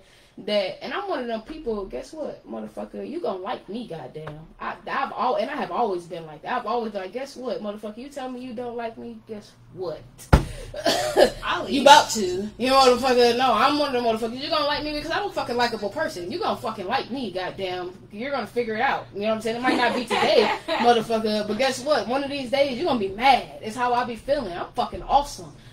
So for you to not like me, guess what, motherfucker? It's something wrong with you. Yeah. That's how I really be feeling. You know what I'm saying? Because I know I'm like a good. I have my. Everybody has their fucked up ways, but when you sit and when I sit and I really think about the person that I am a good person, and I don't give a that's to anybody. Yeah. That's whether it's a relationship, whether it's a friendship, whether it's a fucking stranger on the street. You know what I'm saying? That's just the person that I am, or whatever. So I feel like when I get into romantic type of things, I do tend to give entirely way too much of myself to that, because I be wanting the motherfucker to know, like, if I care about you, I fucking care about you. It take a lot for me to like a motherfucker. It take a lot for me to care about a person, because it even though it don't seem like it, I don't give a fuck about shit. It's a lot of things that I just really don't give a fuck about, and people wouldn't know that, because they're like, oh man, you're just so nice, and you're so sweet, and you're so this and you're so that. But guess what? No, there's a whole lot of shit that I could give less than a fuck about. So the fact that I give a fuck about you or about this, it says a whole fucking lot to me. You know what I'm saying? So all the way. I think I also think that's a lot of reason why I just be like, well, no, I walk away quick from things that I know that's not it. Oh, so you mean like, you know what I'm saying? Like red flags. Like I know I like shit that I know. I'm like, that's not it. Oh girl, guess what? It's like baseball around here with me. You got motherfucking 2 times on your 3rd motherfucking strike, bitch. You out. Holla. You know what I'm saying? That's me. Period. But see, it's a difference when you fucking know some shit and you feel some shit like in there, and then you feel it fucking in there. You know what I'm saying? You hit like, in there, and in there. Like when you feel that shit, it's like some shit that is telling you, like, let me tell you, some shit that I done thought of doing that's just not, that's out of character for me. You know what I'm saying? When I care about people, things that are like out of, that's not what the fuck I would do. You know what I'm saying? You talk to people like, damn, like should I just go over there? You know what I'm saying? Or like, I'm not a pop up person. No, I'm not gonna key nobody's car. I will key your car, but I will pop up and I will fucking knock on your door. Yes, I will. I mean, no, I won't. But that's what. But look, and see, that's what I'm saying. I won't, but I will. You know what I'm saying? That's because that's my mind. My mind be thinking like, but I won't. But then I get to thinking like, I will. And see, that's where the thing, it kind of comes in, because I'll be thinking like, maybe I should, you know what? I don't know. Is it being you know what? This is what I told somebody the other day, and she was asking me, because I was telling her, I was like, man, I was thinking about hitting up her best friend and just asking her, because I got questions. I'm confused. You know what I'm saying? I like, for real, I got questions and I'm confused. I was thinking like, maybe I should just hit up her best friend, because you know the best friend will kind of tell you like, nigga, nah, nigga, that's a wrap. Or they gonna tell you like, well, maybe you should try a little harder or whatever. Or, you know, they gonna kind of tell you or whatever. If you got the ends like that or whatever. And guess what, man? I be having the ends like that because I'm a cool person, so everybody like me. So I bet people looking at these motherfuckers who left me in the dust like, bitch, what are you thinking? You know what I'm saying? Sometimes people leave you with that. No, absolutely, and I agree with that. Or then I was thinking like, damn, like maybe I should just fucking pop up. And you know, you be thinking like, cause some people want and like the person that fucking pop up. You know what I'm saying? Some people like that. They like, you know, I just be feeling like the women who tell you like, oh yeah, you know, like when shit gets whatever like that, you know what I'm saying? Like I'm gonna fall back or whatever like that. And they like, I feel like people who give you warnings of things like ahead of time, it's just like, yeah, that's just so you know what to do. That's so you know what to do when the shit occur. You know what I'm saying? No. So guess what? When you get to, did you at least get the vagina? Did you get the vagina? Did you vagina? Did you get the vagina? The vagina of the person that I was considering going to their house? No. no. But But you, but hold on, but wait, no. But no, but see, and that's what y'all think. But see, with y'all, that's what the average person think. But with me, listen, but with me, that's how I know. You know what I'm saying?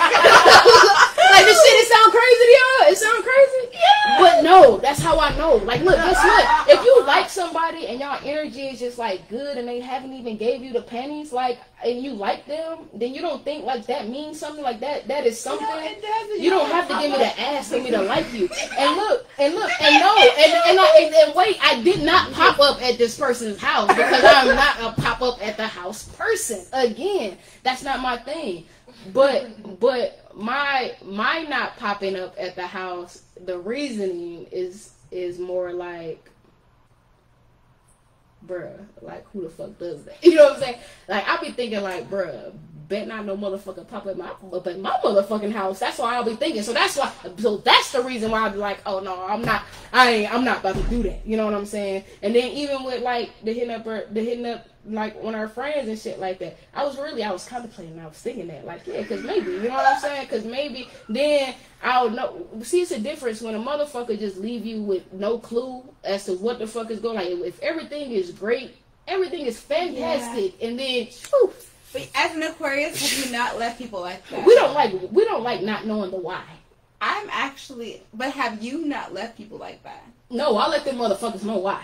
See, I let them know. I'm like, look, this is whatever. You know what I'm saying? Like, right now, I am in this position where to whatever like that. I try, but you know what? See, that's what the fuck I get, because kind of, sort of, maybe I do kind of not leave whatever, and see, I fucked with an air sign, and then, you know, so now you get what you give, and it's fucking. I did a pop up one time, and let me tell you, I ain't going over no. I was dating this guy for like a year. He did everything wrong you could possibly think a person could do to another person. Think about it, he did everything wrong. Except for fight my dad, okay? And so, I was like going crazy, because the same thing, he left me without a reason. Like, why did you do this to me? Why did you treat me this way? Why did you take my loyalty for granted the way that you did? I did everything for you. I know we were right. We did, like, why? And it made me crazy. Actually, it took me almost 1 year to... No, this is the real thing. I called this guy every single day for 7 months. Every single day for 7 months. He did not answer. I think he answered twice in 7 months. I called him every single day. But I did a pop-up, right? I'll call you for a week, maybe. And no, I was so confused. I did everything right. I know I did everything right. And so... one night, I was at home. I lived maybe like 30 minutes from him. I did everything right. You make it sound crazy. No, I did. It's crazy. I know I did everything right. But that's what you be thinking, like, I know I did everything right. And so, it's true. And so, I'm laying in bed one night, and I actually had such insomnia because of this relationship and like the demise that I actually had to get on prescription sleeping pills. Tell me I can't sleep. So one night I was like, you know what, fuck it. I have to actually seek out the answers that I want. And I can't keep calling him and texting him because he ain't answering. I was not answering, so fuck it. I know he's at home tonight, and I'm going to just pull up. So I pulled up, and I remember I got to his apartment, and there was a car in my parking space. I paid for my own goddamn parking space over there, right? There's a car in my parking space. I really did. I paid for my own parking space, but it was cool. So... It was an old Cadillac, like in the 70s. No, wait, you said they parked in your parking space, like you literally paid for that parking space. Yeah. I was thinking like, oh no, in your mind, this is your parking space, like you picked this. That's fucked up. So he had his parking space that the complex gave him, and he could pay for the other one, and I literally paid for my parking space. So when I pull up in this car, it's in my parking spot, I'm like, okay, this could be anybody. It don't have to be a female. I remember I inspected the car first, because it was an old Cadillac, and I looked in the inside. I'm literally outside, I'm trying to figure out if this is a woman or a man. And so I didn't see anything that would say female from the outside of the car. So I was like, all right, it's only like 1 o'clock in the morning. It could be a friend. Who knows? So I go upstairs. I knock on the door, right? And he opens it. He had a baby on me, too. He had 2 kids on me. But at this point, he only had 1 baby. So he answers the door because his daughter's in the house. And he comes outside. He stepped outside. And that's the first sign I knew there was a woman inside.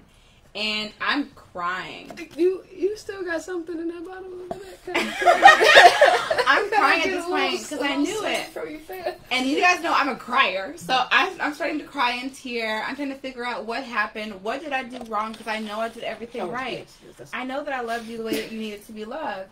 And I'm asking him all of these questions because I really, for my own mind, I needed answers. Just like what you're going through. Like, sometimes I can walk away. I can absolutely walk away. Oh, we're walk awayers. Yeah. We will drop some shit like whatever. Yes. I mean, let me tell you. I told this motherfucker, guess what? You don't want to be with me. I don't want you either. I will.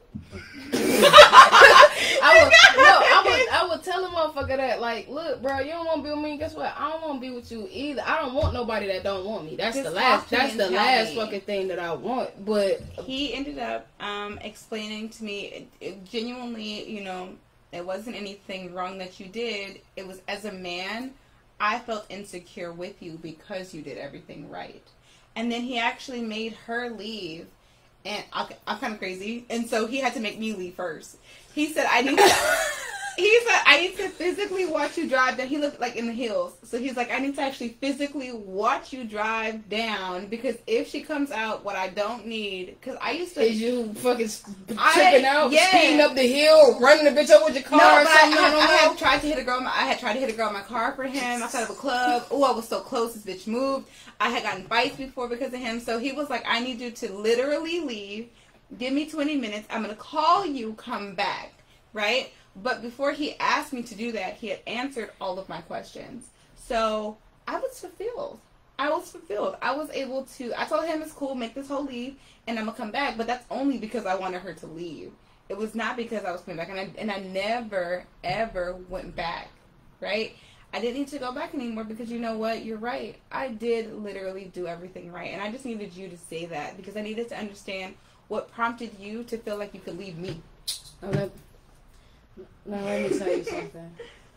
I am one of those. I'm definitely one of those people.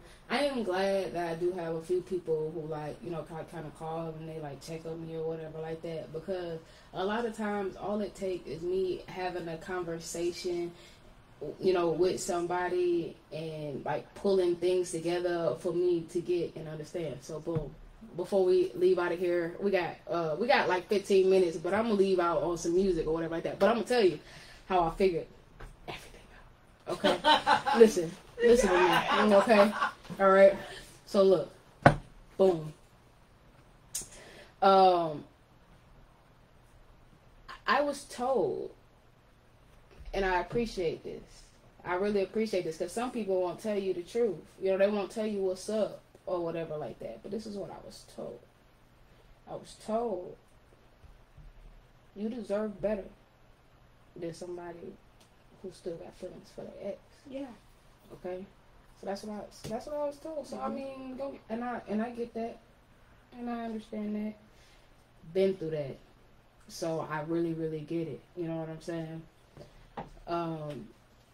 But then, you know, where you don't get shit at is where you be thinking like, and regardless as to whatever, you know what I'm saying, you just be thinking like a motherfucker. So you go through a certain whatever with a motherfucker, and they decide that they want to come back, right? And you give them another chance or whatever like that, and them motherfuckers, they fuck that shit up. You know what I'm saying? Are you gonna let another motherfucker come and fuck it up again? Nope. I'm done. Thanks. All right. So, boom. All right. So, there that is. But having a conversation with my friend, because my friend is like talking cash shit. My friend talking cash shit, like, man, fuck her and blah, blah, blah, blah, and all this other shit. Like, man, what I need to do this, blah, blah, whatever like that. You know what I'm saying? And the things that I told her woke me up. It made me feel better. This is why I've been having a better week too. Because after I had that conversation, I was really thinking like, because me hearing another motherfucker like bash on her like that, I'm like, look, bro, she is going through something. You know what I'm saying? I'm like, this is what I'm telling this motherfucker. Like, she is going through something, and I've been there before. Yeah. And when you have certain connections with people, I mean, I let somebody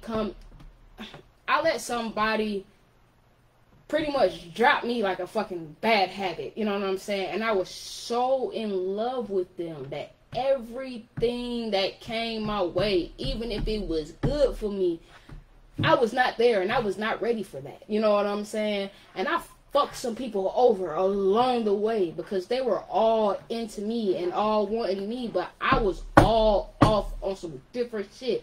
I was not done. The tie that I had with this motherfucker was not over yet. Yeah. You know what I'm saying? So what I do is I appreciate her a lot for even saying, look, you don't deserve this. Because to me, that says that she see how fucking awesome I am. You know what I'm saying? And she realized that I'm not the type of motherfucker that you can do this to. Right. You feel me? But at the same time, I also have a little bit of compassion because I know I was there before. And I know how that shit is. Mm-hmm. And I know how it is to, even if you don't want to be with this motherfucker. I did not want to be with this motherfucker. But I was still tied to this motherfucker to where everything else, even like the shit that I was going through, this motherfucker would hit me up and call me if they needed something, if they wanted something. There was things going on in their life because guess what? They fucked up and missed out on a good thing. They could have had it great, but no, they decided to leave and they went off and it was a fucking slippery slope. Okay? So they was going through things, and when they hit me up, you know what I couldn't do? I couldn't help but fucking be there. Because guess what? I was still tied to this motherfucker. You know what I'm saying? So I had these things going on over here. I had a motherfucker over here trying to treat me good and trying to love on me and whatever like that. But I wasn't ready for that. You got soft hands. I do. I'm soft all over. But I wasn't ready for that. So like, you know, when I was sitting back and I'm hearing my friend and they like really going in on her, I'm like, look, all I kept thinking about was me and how I was. And the things that I had did. And I'm just like... What's the age difference? Couple years. People go through But it's... I mean, yeah. See that. Look, my whole thing is this. I was mad. But I wasn't mad at her. I was mad at myself. Mad at myself because... I had already told myself that I wasn't trying to be in a relationship or no shit like that. That's not what I was looking for. I'm really trying to focus on my business. I'm really trying to do whatever. No, I wasn't lying. I was fucking serious. You know what I'm saying? But I fell for her. I liked her. You know what I'm saying? And so I was mad at myself a lot for allowing myself to do that because that's not what I said that I was doing. You know what I'm saying? That's not what we were doing here. That's not what it was. Or whatever like that. So I was more so mad at myself, and then I was disappointed with her because I've never really got a real explanation, a real nothing. You know what I'm saying? Like, even after you said that, we were still hanging out, we were still doing whatever or whatever like that, and then it's just like, oh, out the blue, motherfucker, I don't talk to you anymore. So you know what I'm saying?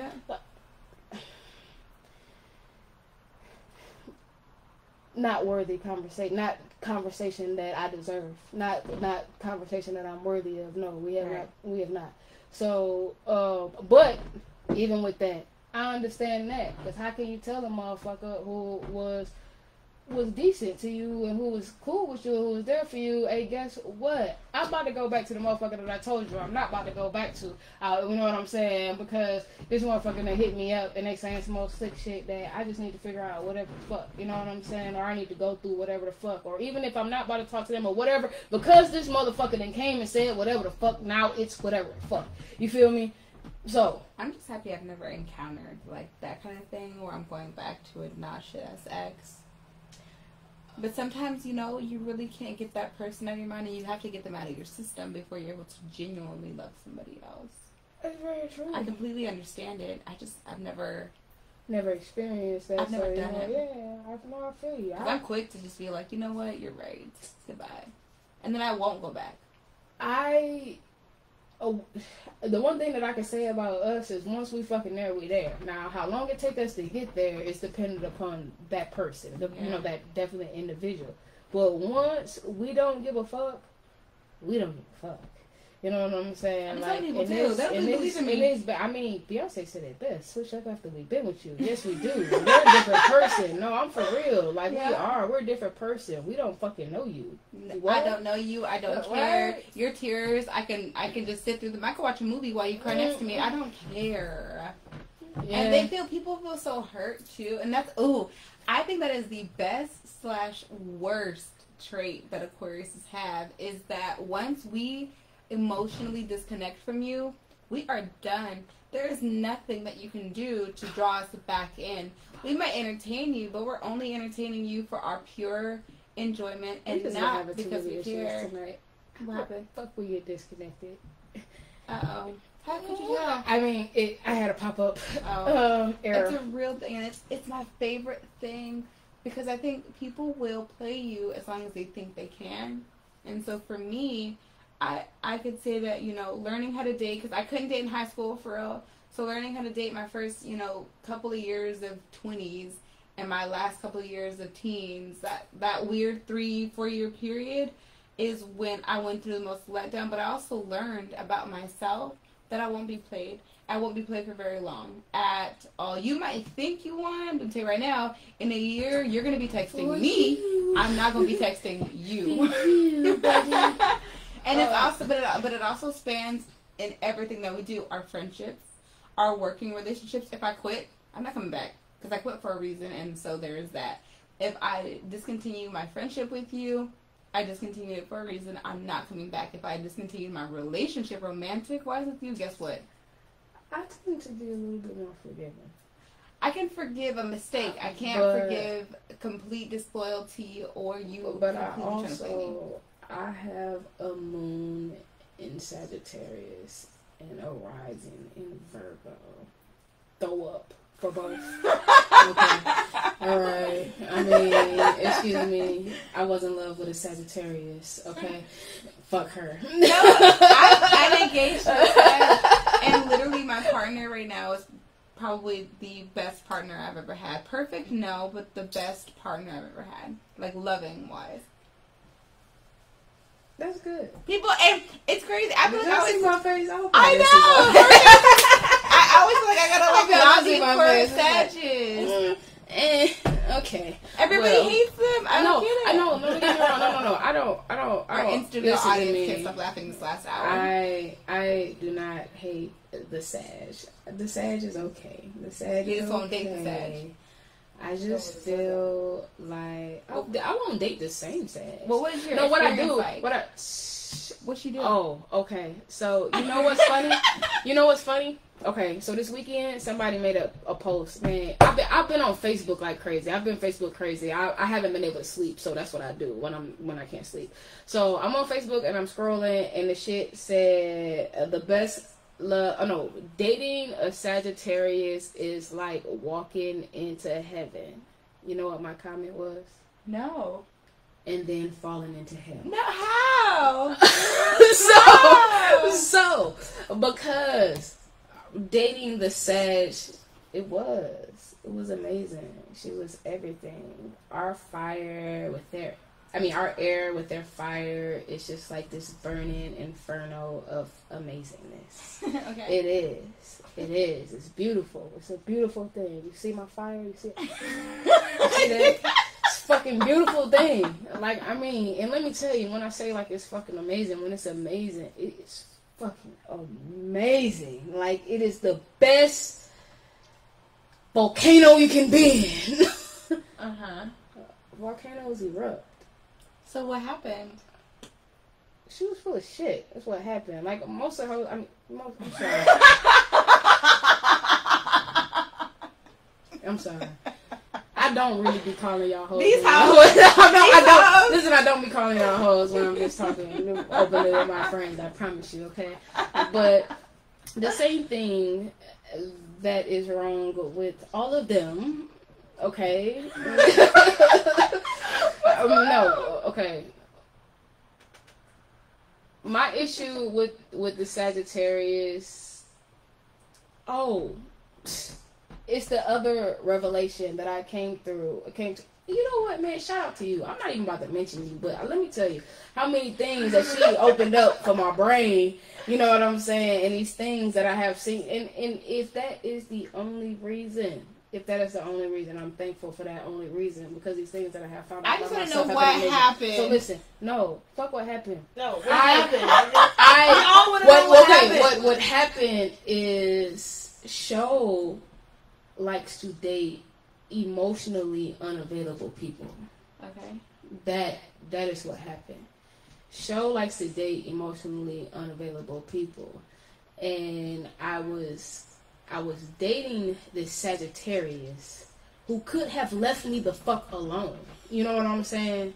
And this is how I feel about certain people, because guess what? It's a difference if I come and bother you, but bitch, if you come and bother me, you know what I'm saying, you could have just left me alone, then I find an issue with that. Okay, so the Sagittarius that I was dating, who could have left me the fuck alone, she decided that all of a sudden, Big Show was hot shit. Okay, and she wanted a piece of the show.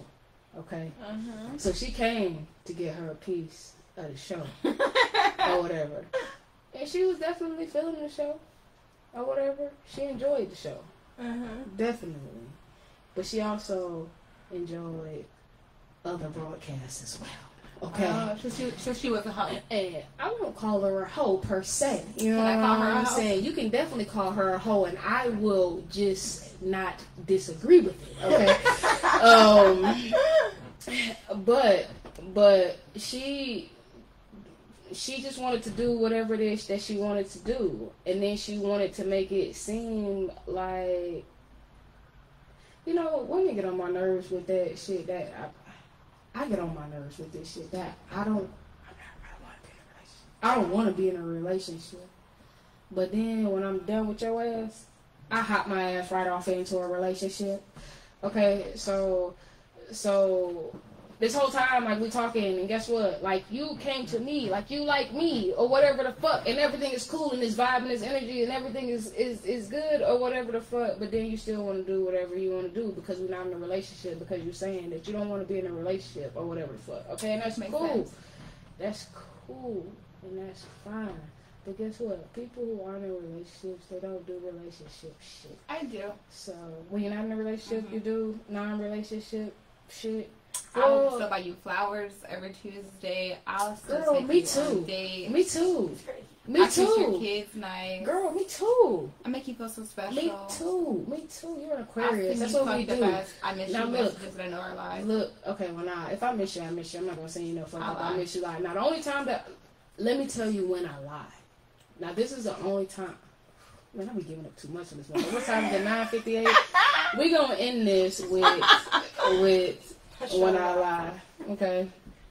The only time that I lie when it comes to I miss yous is if you drink fuck. No. Oh, it's when that's when I lie. They ask me. One of the most annoying, it's like my pet peeve. It's like, it's something that really, really bothers me is when a motherfucker asks me, "Do you miss me?" But guess what, motherfucker? Because if I missed you, I would have told you. I'd hit you up and I'd be like, "Man, I miss you. I can't stop thinking about you." So when people ask me, do I miss them? I have a tendency to be like, yeah, because I don't want to say no because they just seem mean as fuck, and I hate hurting people's feelings. I say no. You know what I'm saying? I don't be like, I can't say no. I will say a little, maybe. Like I say shit like that, right? Maybe a little bit or something like that. Like if I tell you maybe a little bit, I didn't miss you. I promise. If I'm not in a relationship with you, and I know that you're trying to get me to say that I miss you to fulfill yourself somehow, I will just say no. Because you know what? You're not in control of this. I am. I lie when I feel like it. Okay, this motherfucker not in control of this. I am. Okay, so we're gonna end. we're gonna end the truth session on that, motherfucker. If you're not in control, I am. I am. Motherfuckers. All right. So from here on out, you're not in control. I am. Okay, so yeah, we gonna leave. I know it's 10 o'clock, but I got 2 songs I need to play, so y'all just listen. All right, and